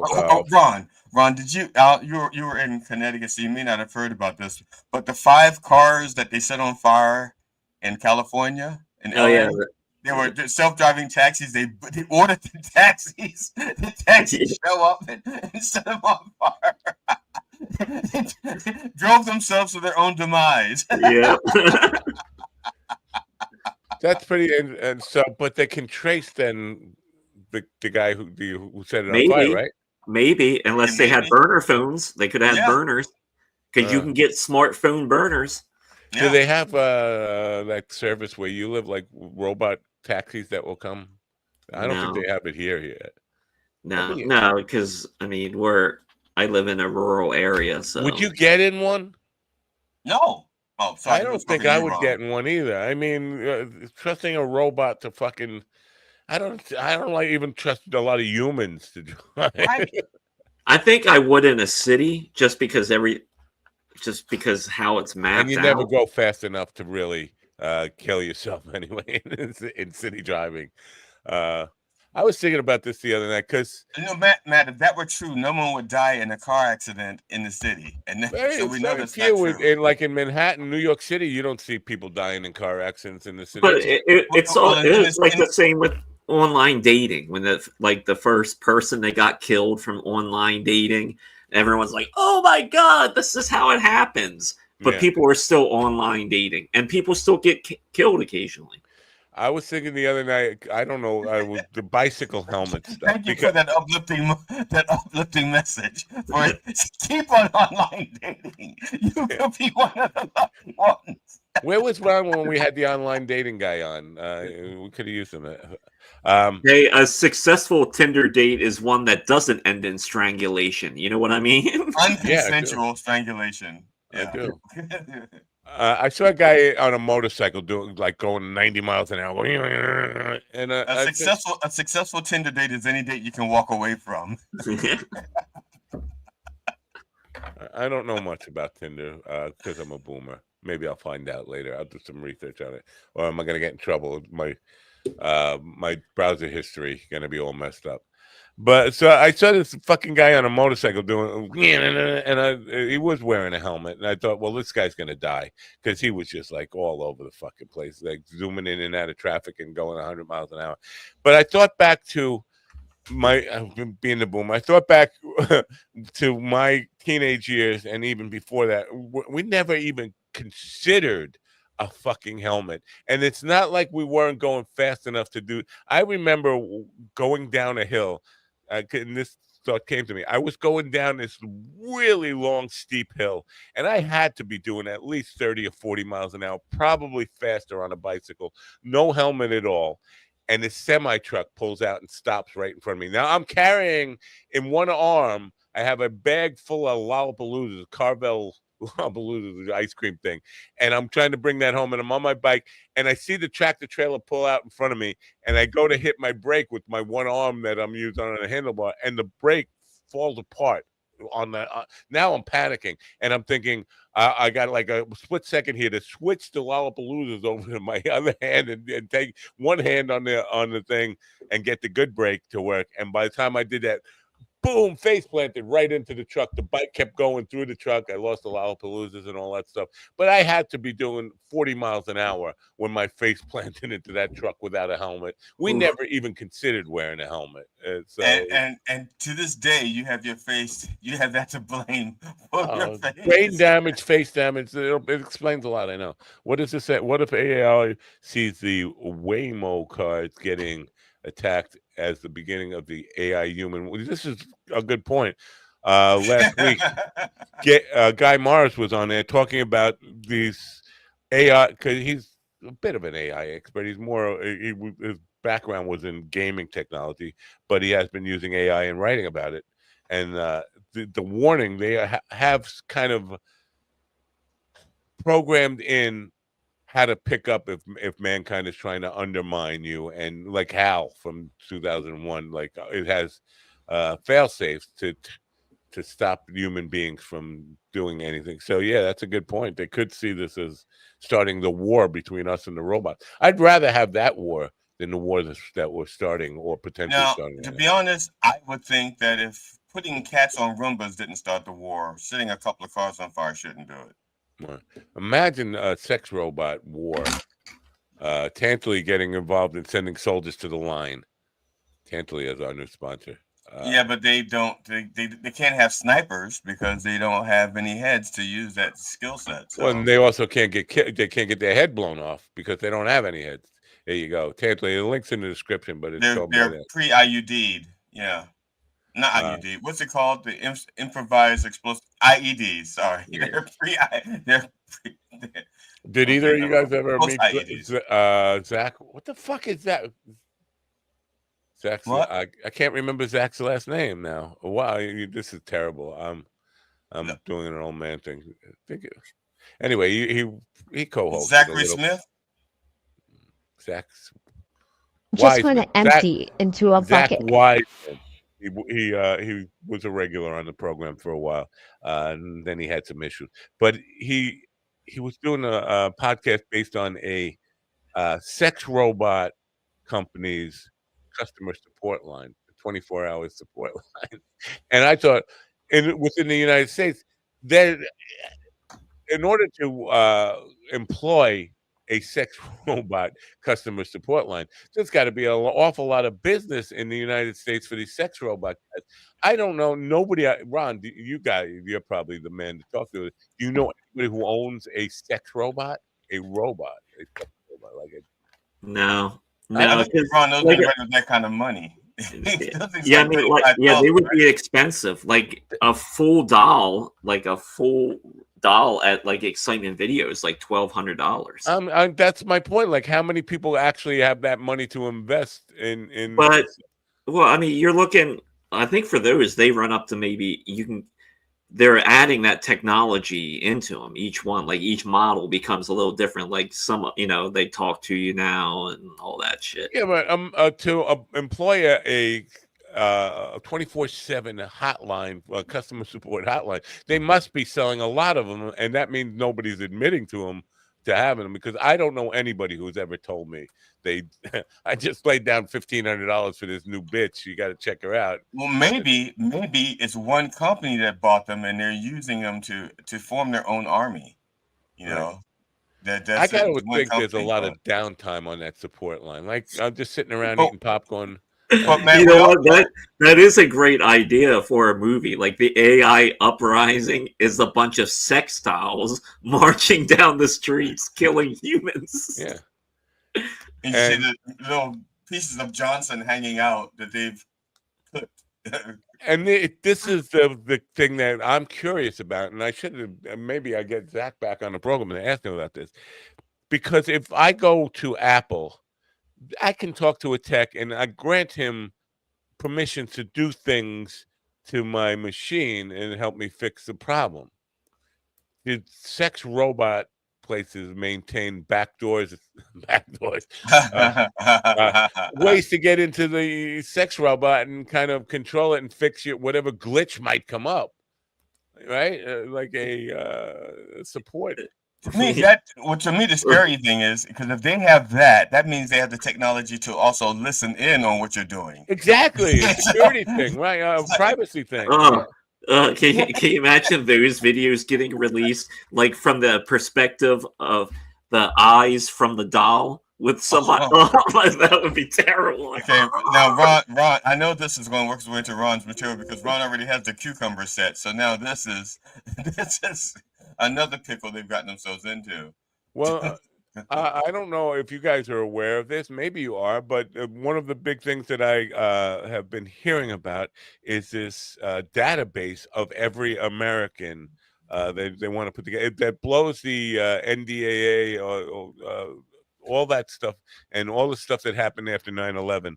Blows that out of the water as far as privacy concerns. They want to keep a database. There's a building out. The NSA has that building out in Vegas, which is just servers that collects data.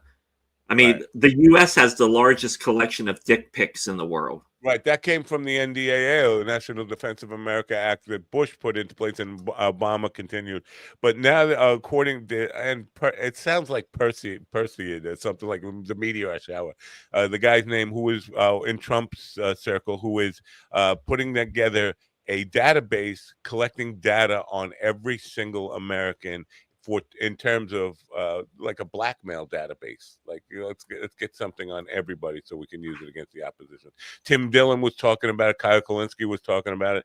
It sounds like, and I got to do some more research into this. What exactly is it, a bill or whatever? But honestly, what does that even matter anymore? I mean, what could come out like, oh, this person, unless you're like some public figure, like a head of a church or something. And like, we're going to tell people that you like interracial porn or that you like furries. Who cares? I mean, so many people have OnlyFans and shit like that, or just they're running a normal Reddit page or a Twitter page. Who cares? I mean, unless you strangled somebody to death, what's it matter? Well, speaking of interracial porn, unless I'm mistaken, yesterday was the anniversary of Virginia, of Loving versus Virginia. And that was making I know what pornography is, but when I see it, but I can't define it. Making interracial marriage legal. Yeah, interracial marriage. Yeah. Oh, there was a couple of people have been on. I should have got my wife a card. They're talking about making interracial marriage illegal in some states. Actually. Oh yeah, and gay marriage too. They're going after gay people now. It's like, why are we still doing these old bits? It's time to fucking move on. Hey, guess what? This is what happens when you vote for an old fucking man like Trump, who's fucking 79 or 80. Yeah. Like Joe, old as fuck. Now, interesting. Some people are turning on him. But for all the wrong reasons. These people who are turning on him are because of that thing like I talked about last night. Like you said, I was thinking about letting some illegal aliens stay if they're hotel and farm workers. They're like, that's not what we voted for. We want to get them all out. It's like, here's what it really boils down to. It's the white replacement theory. And they're trying, this is where I can't wrap my head around. How is it black and brown and Asian people's fault that white people aren't making more babies or aren't fucking more or having more? It's not their fault. I think it's because I understand. See, I understand this, and this is also covered in my first special in 2016. No. Hey guys, I'm sorry. I got to run though. I have a meeting in like 2 hours. You can walk. You can walk. You don't have to. Yeah. All right. At least you're doing something that Stephen couldn't do. So, one of the things that like black men are taking all the white women, and so they couldn't make less white babies because a lot of the white women are, like the NBA players and the football players. So we're taking away prime material from them. Like my wife is not on the market because she's with me. But is that the black guy's fault or is it the white woman? Yeah, I mean, it's the white guy's fault for not being more. It's not. That's what I'm saying. I could see where they see that happening and they feel threatened by it. First of all, I think we're all kind of becoming Mariah Carey, one fucking kind of mishmash of all these. But I could see that they see that happening as a thing. But the blame for it, are you blaming the black guy for having a bigger dick? Is that what where does the blame come in? I mean, they should blame themselves because they were the ones who did the selective breeding. Okay, they brought us over here and they said we're going to breed the biggest, blackest, fastest Negroes to make the biggest, blackest slaves we can find. You know, we're going to make them like this, and then we're going to bitch about it later. For you people who are just tuning in and don't realize that, yes, Jimmy the Greek has been resurrected. I dug him out of his grave. I put some shoe polish on him. Yeah, put blackface on Jimmy the Greek and have him the following statement. Yes. Yeah, I don't. But it just seems it's white replacement theory. And I'm not a white supremacist, but I want to keep the white race around. Listen, what difference does it make if we become? I think it would probably be a better world if everybody just melded. And why is it okay for them to say they just love their race and we can't love ours? You know, they're just not trying to preserve the race, and we're what's supposed to just lie down and take it and go like we're not going to preserve ours. Well, that's stupid. It's the whole thing is just stupid. So the idea now is that they're worried about white people becoming the minority, and in the United States, and that's a given. It's going to be. I mean, you have so many other possibilities of not just black, brown, Asian, whatever, but mixed race people. So white at the end, where the census comes in, because in the past, every time the white population got where it was going to be a minority, they would start to include other people. Like at one point, Italians weren't white, and I think the Irish or the Germans, was the Irish weren't. I still don't think Italians are white. I don't. And even the Cubans, there's like light-skinned Cubans and dark-skinned Cubans. And if you're a Cuban and you come to the U.S. and you become a citizen, if you're a light-skinned Cuban, you can choose to be white. Right. And so some of that's going to be. So at some point, they're going to say like, well, G.D. Fenderson, you're only 54% black. You can be white. But here's the point I think I was trying to make. I don't know if I was trying to make this point, but what registers in my mind is minority. They're afraid of becoming the minority. Hello, what does that mean? Does that mean that you are admitting that being white has some privilege to it? Not being in the minority has some privilege to it because now you're afraid of losing? I mean, what is the bottom line statement of fearing being the minority? You're admitting that there have been people who've been marginalized and oppressed because they were in the minority, and that doesn't resonate with them. Every time they say white people are going to be in the minority and that's their greatest fear, the follow-up to that is, why is that a fear? They don't address that, but obviously they know that you're going to get the shit end of the stick. and they don't want to admit that. So it's very puzzling, this whole. But there are lots more and more of them who are just not afraid to say that. We'll come back to the Jewish because of the show we did with the spiritual guy, Mere Spirituality. Yeah. And I shared it, and also because I watch it, and on YouTube, and I like it on YouTube, and I share it. I started getting inundated with Bible stuff on YouTube. I mean, all these YouTube Bible things, like, oh my gosh, I can't believe it. It's just unbelievable. Yeah. I want to say something that people can take as anti-Semitic, but I think it's the most pro-Semitic thing that anybody could say. The Holocaust and Nazi Germany was not about hating the Jews. Yes, they hated the Jews. They victimized. The Jews were victims of the Holocaust. I'm not saying they weren't. They absolutely were. I think they're not. But I don't think it was because they were Jewish. I think it was because they were the convenient scapegoat. Now, what that means is people who are feeling their economy was hurt was seeing Jews who their culture, and this is the part that's going to sound anti-Semitic. The Jewish culture teaches you how to be good with money, and the stereotype people will say is cheap. I don't think it's cheap. It's how to understand how to make money work for you. Right. Yeah, but it's how to make money work for you. It's part of the culture, and not necessarily part of the religion, but part of the culture of Jewishness is you. One of my Jewish friends said the reward for living a good life is living a good life, which is different than like I'm gonna go to heaven if I just live a good life. So you plan for the future, you plan to make your money work for you, and all these things. It's part of the culture. But when the poor people in Nazi Germany or Germany and Austria and all saw that the Jews were prospering and they weren't, they became the enemy. So where I'm going with this is this idea that people put forth, well, Trump can't be a Nazi because look, he's pro-Israel, he's got a Jewish son-in-law, whatever. It's not a Nazism wasn't about the Jews. The Jews were a convenient scapegoat. If they would have had brown people, black people, anybody else to be a convenient scapegoat, they would have used them. And Trump is definitely he found his scapegoat in the brown people. The in brown America. and the trans. Yeah, Brown, yeah. okay, but mainly brown. Yeah. That's because there's more of them to make an impact. Yeah, I don't think people are. I think that message needs to get out there because people are still trying to say, "Oh, that talk of him being a Nazi is just ridiculous," and the Republican Party being fascist. That's just ridiculous. No, it's absolutely right on. If you just take that, the hatred of Jews was based on Jewishness, and just understand that it was based on convenience of scapegoatism. He was a convenient scapegoat. People just don't fucking get that. And I think they need to get that to understand where we are right now.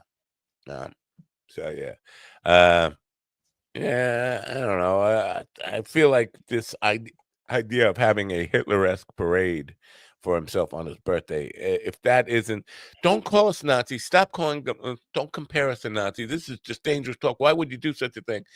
And then I'm gonna go do exactly what Hitler did, but don't compare me to Hitler. It's just like when is the bell gonna ring for some of these people? Do they ever? I mean, after America burns down, like Berlin in the last days of World War II, when we're at that stage, will it occur to people? Yeah, maybe he was. Maybe he was a fucking Nazi. I don't know.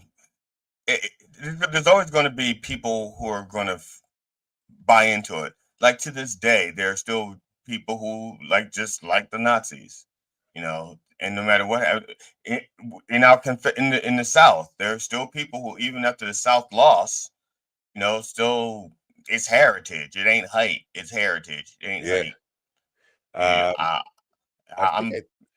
And ain't nothing. My great grandpappy owned slaves, but there's nothing about me. I hate niggers for my own reason. yeah.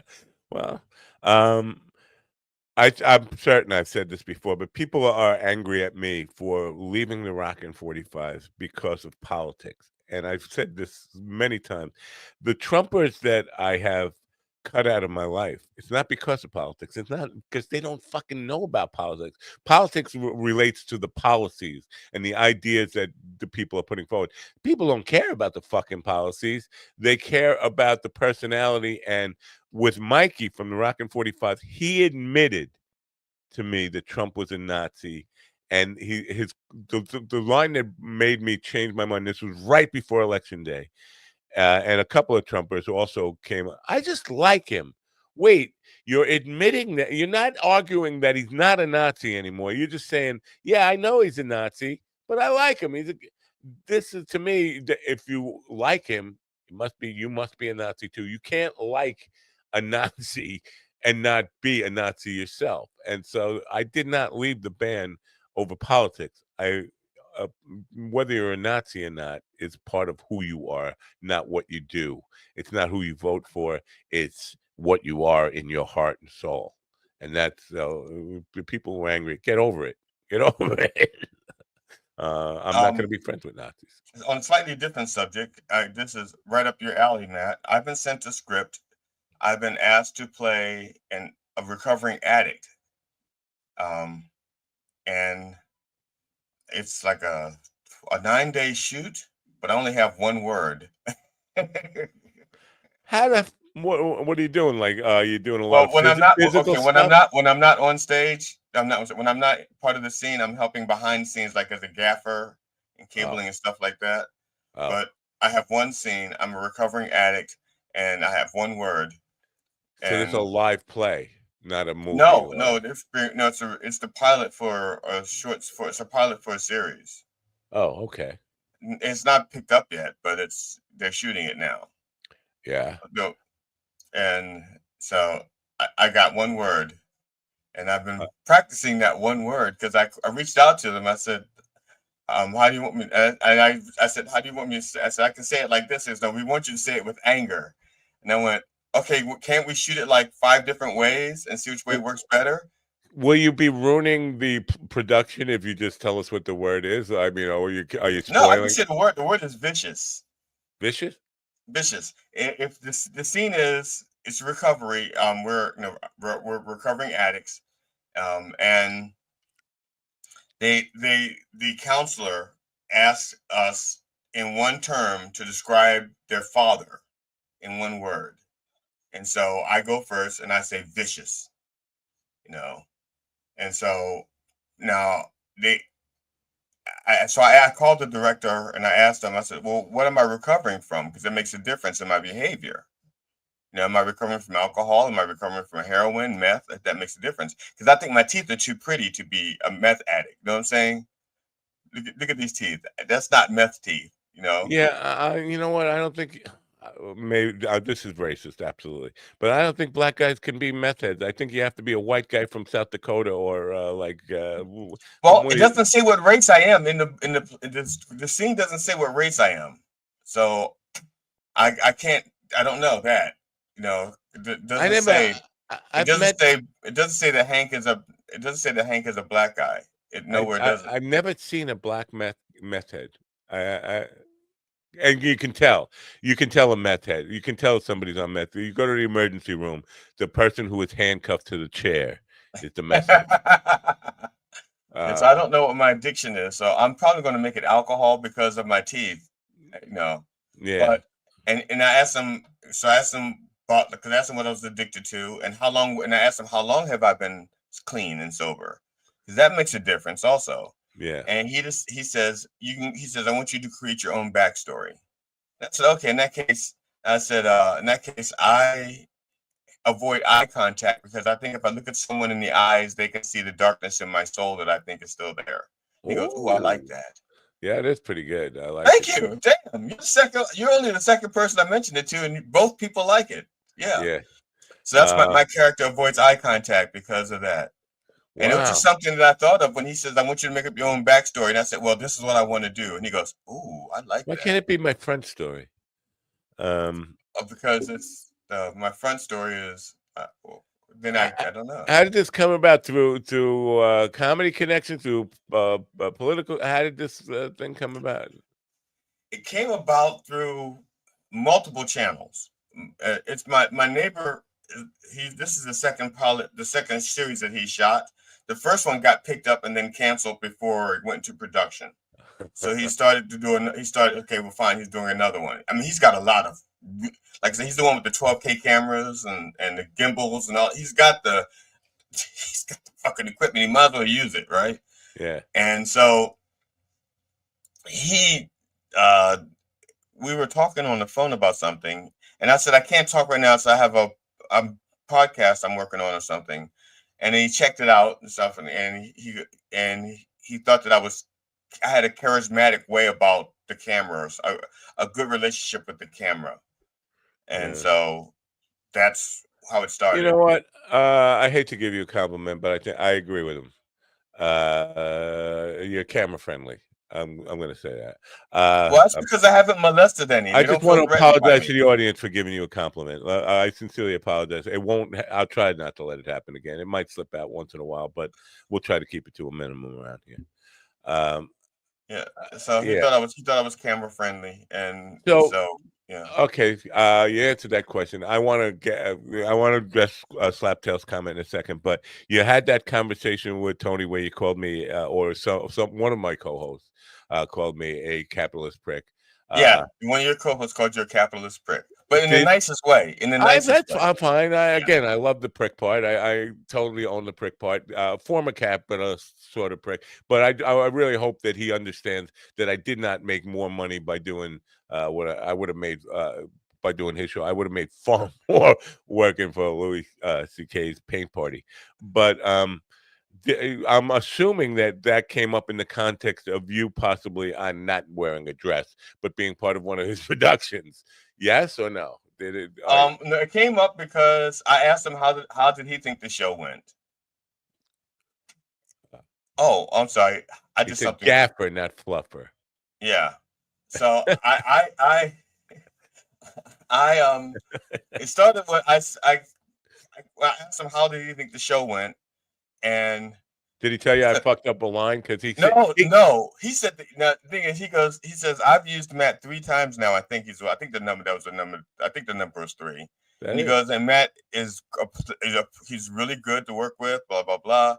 And he goes, and then he talked about oh, see, this is where something that you did became a bit because of my mouth. He goes, Matt has an unusual way of warming up. And I said, what? He goes, well, he sits in a corner and he's singing, and I said, Negro spirituals. So, yeah, and he goes, no, well, R&B songs, and so, but we started doing Negro spirituals because I said, did you listen to Negro spirituals before you warm up? I didn't even know he noticed that I do that, but yeah, he's absolutely right. I do that, and yeah, some Sam Cooke will get in there, and if that's counted as a Negro spiritual, I think it is. Yeah, that's my thing. I mean, that helps me get away from being nervous about the set and just thinking about what I know, what I feel comfortable. So we probably did like 4 or 5 minutes on Negro spirituals. Mike and I did a rousing rendition of Old Man River. And was it Song of the South? No, the one is I think it is Song of the South. Okay. Anyway, yeah. And there was another one. There was another one we did. It's like with I can't remember the first verse. Yeah, it was Old Man River. He don't say nothing, but he must know something, right? So in the middle of the most recent one, me and Tony got into an argument on stage. Now in front of the people, he said, "It's your line." I said, "No, it's not." He said, "Yes, it's your line." I'm like, what line am I missing here? I don't know. But so that was part of the show. It's your line. He didn't mention that. He just said that you're good to work with. And so I told him, so what I was telling him, I said to him, I said, well, you were this close to getting me as a Matt's replacement. Yeah. And because you already told him about the Louis C.K. thing. Yeah. And he didn't understand how, I think he thought that you gave up the job. And I explained to him and said, well, actually, Matt turned it down when he didn't know it was Louis C.K.'s house. And then we tried to get it back, but they gave it to somebody else by that time. Yeah. But I was trying to get it back for you. Right. And I appreciate that. Yeah. But anyway, so I did you take it into the fact that I could call GD and the end is that you won't work in a dress. Did you at least plant the seed that you're available for him? I didn't plant the seed. I just came out whole crop. I came out whole tractor and hoeing the whole. I just went whole. I hope it comes to fruition. I would love to work with you on one of these murder mystery things, and cause I'm sure if you would have been there, like in another role, my dying would have been. I would have felt more comfortable getting carried away with the dying. Especially when I pissed on your grave. I mean, yeah. Or if you were one of the guys who were going to drag me off the floor, because they did it too gingerly. Like they came and they picked me up. I was like, no, that's not right. Drag me, man. Fucking drag me. But anyway, so yeah, I hope that happens. Now I want to address Slaptails. Well, let's put it this way. Either he was polite enough to say, because he did say, yeah, he'd love to use me, and so but he could have been being polite. Like people say, like, "Oh yeah, we'd love to use you." I But don't think Tony's got that I polite don't. bone Yeah, I in don't him. think so either. But I'm just saying it's a possibility. Yeah. I don't think that's what it is. I think he's genuine, but Yeah. we don't know until it happens. Slaptail says it's very frustrating. I don't know what we were talking. I guess we were talking about the military parade, the Hitler-esque.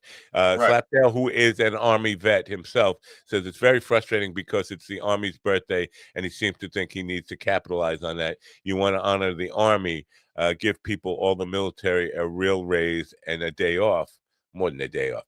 But I don't think, to that point, I don't think. I never even heard him say it was about honoring the Army. I think his birthday is it's about he called him. it Victory Day. He called it Victory Day, I think. Right. That's what he's saying.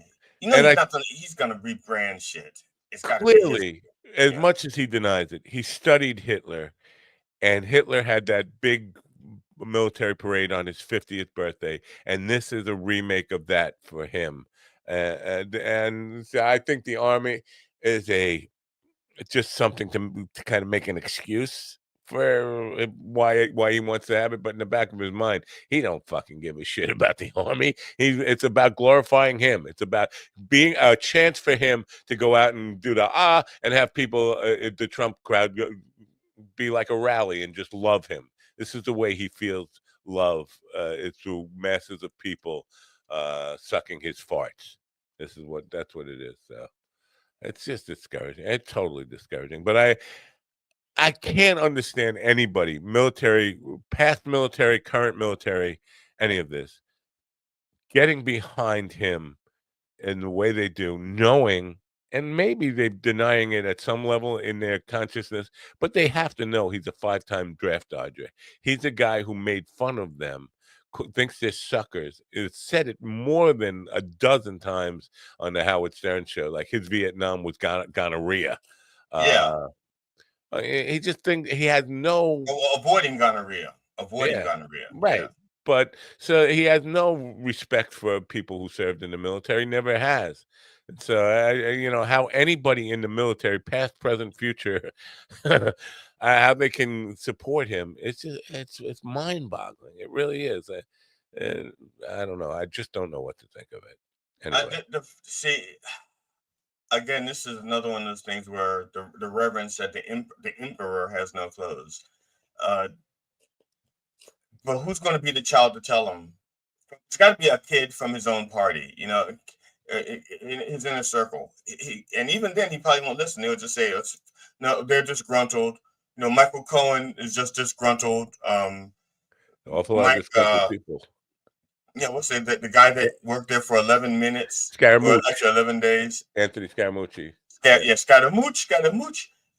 Just disgruntled. Whenever somebody does come out after the fact, after they leave, see, they need to say it while they're still there. Yeah. Let's see. Well, there was one other thing I wanted to touch on about that whole fucking thing, and now I forgot what it was. So I guess which whole fucking thing is the Tony Miller thing, or the Louis C.K. thing, or the no the this weekend and the possibility that, because I do think he has said, if anybody, no, not just, he didn't say like use force or anything. He said anybody who protests the No Kings protest, they will be met with force. Okay, now I think what he was referring to was deploying Space Force, and so that anybody occupying space, any protester occupying space, Space Force will deal with it. Okay. That's what I think. But if a American citizen ends up getting wounded or killed by a military person, do you think that sets us on a whole new trajectory towards the ugliness that we're? I mean, how could it not start a civil war? How could it not? I think it would depend on, I hate to say this, I think it's going to depend on the race of the person that gets killed. Honestly, I think I don't necessarily disagree with you out here, but I'm just wondering if it's a black person or a brown person, they won't care as much as if it's a white person. See, if it's a black person, I think the black community and the sympathetic part of the white community. Here's the deal. Here's the problem. Most of the time when blacks protest, most of the time it's peaceful. When blacks protest, it's like marching down the street. It's sit-ins and stuff like that. It's only when our teams win that we burn shit up. But when it comes to actual protests and stuff, it's it's like it starts off peaceful. It doesn't become like violent until it's like, oh, we're not going to prosecute. It's like, oh, well, in that case, we're Or burning shit to up. be fair, it becomes violent when these organizations get involved in any of this That stuff. as well. Yes, that too. When people want to, but for on the organizational front, the fact that they are trying to recruit people on Craigslist to be seat fillers, that's organization. They don't ever want to, it's all projection on them. They are definitely organizing the support for Trump. We need to, and I want to get some of that money. I definitely do. Now I found out there's going to be some No Kings rallies here on Long Island tomorrow. It's not going to be great weather. There are No Kings rallies all over the country. I mean, if you look at the map of where they are, well, I think it looks like, and I didn't count the dots. I think it's like 1,500 protests. And if you look at the dots, it's like, I think like 65% of them are like east of the Mississippi River and north of Alabama. So what am I supposed to do tomorrow? So let's say I go to one of these in Long Island. What am I supposed to do? Just sit there? I'm not going to be a flag waver. I think to celebrate No Kings, you just first of all you eat at Wendy's and not Burger King or you go to Burger King, you get the crown meal, you get the meal with the Happy Meal with the crown, and then you burn it. So that's not a bad idea. That's kind of maybe I should just go with a camera and get some footage on this stuff. I thought about that. I thought about that, but Saturdays are days that, like I said, as a general thumb, it's the one day I'm not doing a show, and so it's the one day that I like to just decompress and just spend time with my wife. Yeah. I mean, I'm not saying that she likes to spend the time back. I'm just saying I don't want people to get the wrong idea to think that my wife is like desperate for attention and she'll like hang out with anybody. We have things we do together, enjoyable things we do together. I don't know if my wife's still home and she can hear me right now. If she can, that might be beneficial. I think she treats me like I'm already dead, and if I should happen to make any kind of utterance or noise, that is just like a fucking. I thought you were dead. So yeah, I wouldn't. Yeah, I wouldn't. Like I said, it's very disappointing to find out that I'm not dead. I understand. And also, I wouldn't even if I were prone to protest, I probably would not do a local protest. And this is a vain part of me. I've done local protests when there's like 12 people, and I've done the local protests where there's like only 11 of us going to the congressman's office. And even then, I didn't even agree with those other 10 people. I had my own agenda. It's just that nobody else wanted to go with me for my agenda, so I just glammed onto someone else's agenda to go to the congressman's office. Well, but I'd go to DC to be part of like the marches that we did for Martin Luther King and stuff. I did those. Yeah. But now the traffic is just so fucking awful. I hate traffic. Yeah, me too. Traffic is my worst fucking thing on this planet. There's no worse torture for me than I could not be Batman or the Green Hornet, where I fight crime and I have to drive a car. Because I would not go to DC. they'd be like, Brown Hornet, we need you in DC. And I'm like, at rush hour? Fuck that. Don't you have another hero in DC? I can't do it. Wow. Wow, I don't know what to make of that. I'm not going to talk about it right now. But I just had a brainstorm, a moment of enlightenment. You say 12 people show up at a protest. For people who are playing the giggle room at Governor's, I suggest you don't bill it as a comedy show. Bill it as a local protest, and you'll get 12 people to show up. There you go. All right. We've done something here. We've accomplished something. Well, I think they're like, for example, on June 14th, there's a show in Kalamazoo, Michigan at the Dormouse Theater. And I believe they're saying protests daytime, comedy at night, decompress with comedy. Wow. Oh, all right. or just break out doing comedy in the middle of a protest. That would be an interesting thing. Yeah, Just grab so the mic. if you can support Pride Month, you can June 14th tomorrow in Kalamazoo, Michigan, Dormouse Theater. Check out headliner Jamie Schreiner and Danny Danny Lang, sorry, and two other people whose name I can't remember, but they're on the screen. Melnick and so That's all right. I can't remember my own name. It's not a disrespect for your comedy or anything like that. It's just we're old and we don't remember names very well. We don't and I remember already explained yesterday to Matt that like I just had an epiphany that I'm really not a fan of comedy. I'm a fan of laughter. And One also, of the things that made me realize that was when when Adam Bush was interviewing Tom Myers, they were asking him like such specific questions about comedy technique, and I'm like, what the fuck is that? And then like, okay, he goes, I think they called it negative comedy or anti comedy. It's like they said we detect like you use some anti comedy. I'm like, what the fuck is anti comedy? wow. I knew more about antimatter than I did about anti comedy. So, and then they explained anti comedy, and then they said, like Andy Kaufman, would do, and I'm like, oh, okay, yeah, I've used some of that. I didn't know I didn't know it had a name. I love, yeah. I didn't know it had that name either, but Andy was an inspiration for me doing the Hank Porter thing, the parody on Hank Porter, and I got a lot of treatment like Andy. Just being people hated it. But somebody brought up worst movies ever made, and Jerry Lewis's The Day the Clown Died came up, and to me, well, that's not funny. It's not a great comedy.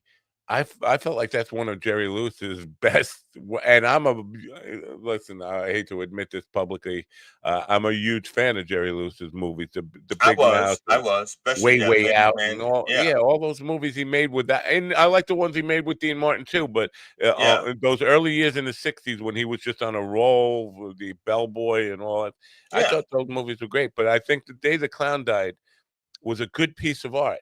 But it didn't occur to me until somebody mentioned that movie and how bad they thought it was, that Andrew Dice Clay's The Day the Comedy Died album is really a tribute to that. And I know Andrew Dice Clay was a huge Jerry Lewis fan. He did a great Jerry Lewis impression. But I don't think he's ever admitted this in public or in person even, that I think that The Day the Comedy Died, the Day the Laughter Died, that's the name of his special that album he did at the Comedy Store in the daytime, was a tribute in some way to The Day the Clown Died.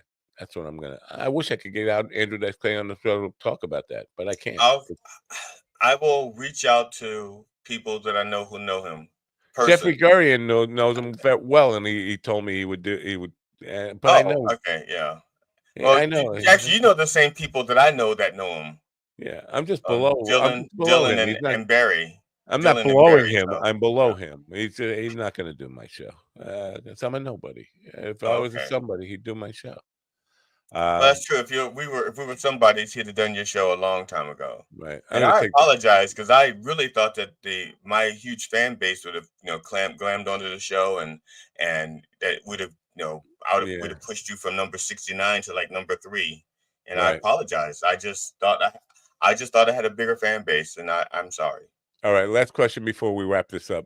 Do you think I should put that Stephen Tantali commercial on YouTube and share it with him, or should I wait till Monday? That's what I was going to do. If you didn't do it, I was going to do it. I was going to make it unlisted, so that only he could see it. Because again, I think it'd be traumatizing because that's how he broke his back coming out of a womb. So I don't know how he would react. I'm going to do it. I'll share. It's just like I kind of wanted to see his reaction when he saw it for the first time, like to actually watch it. Yeah, well, then don't share it. Wait till Monday. All right, and play it.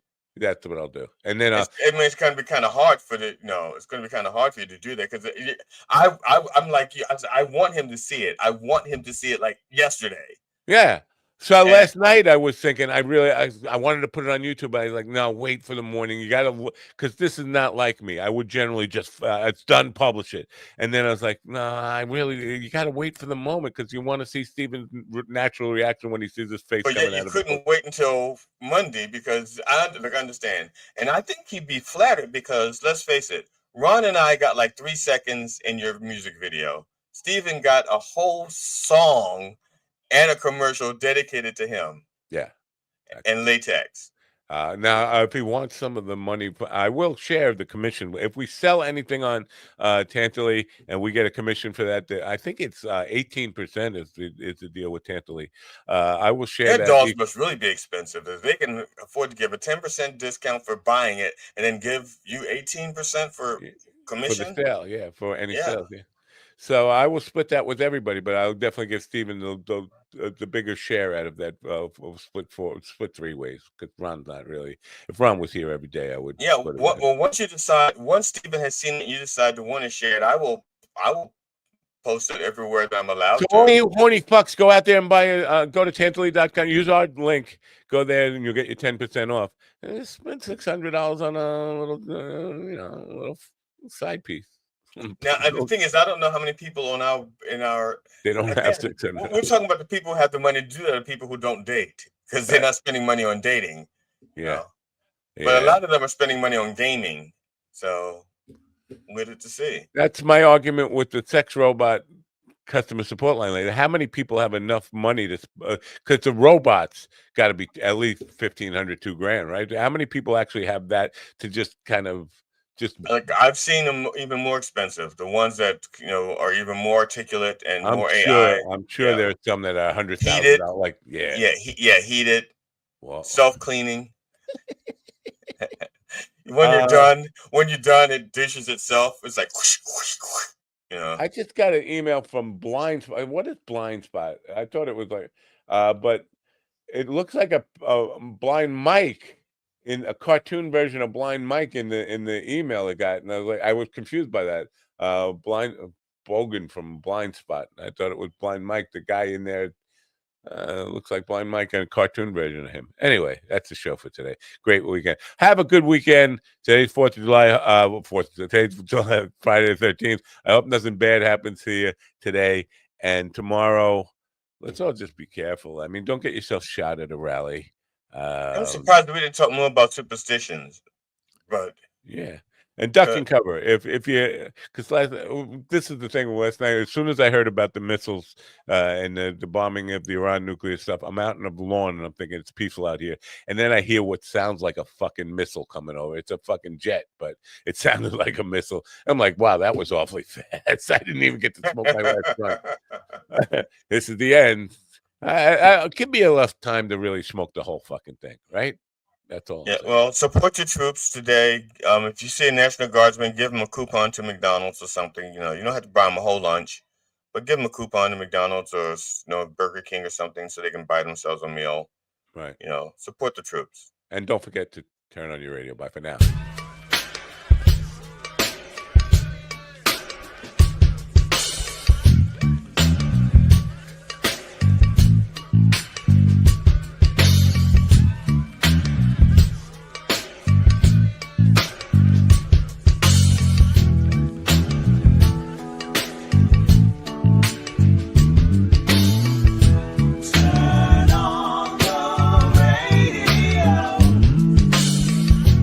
I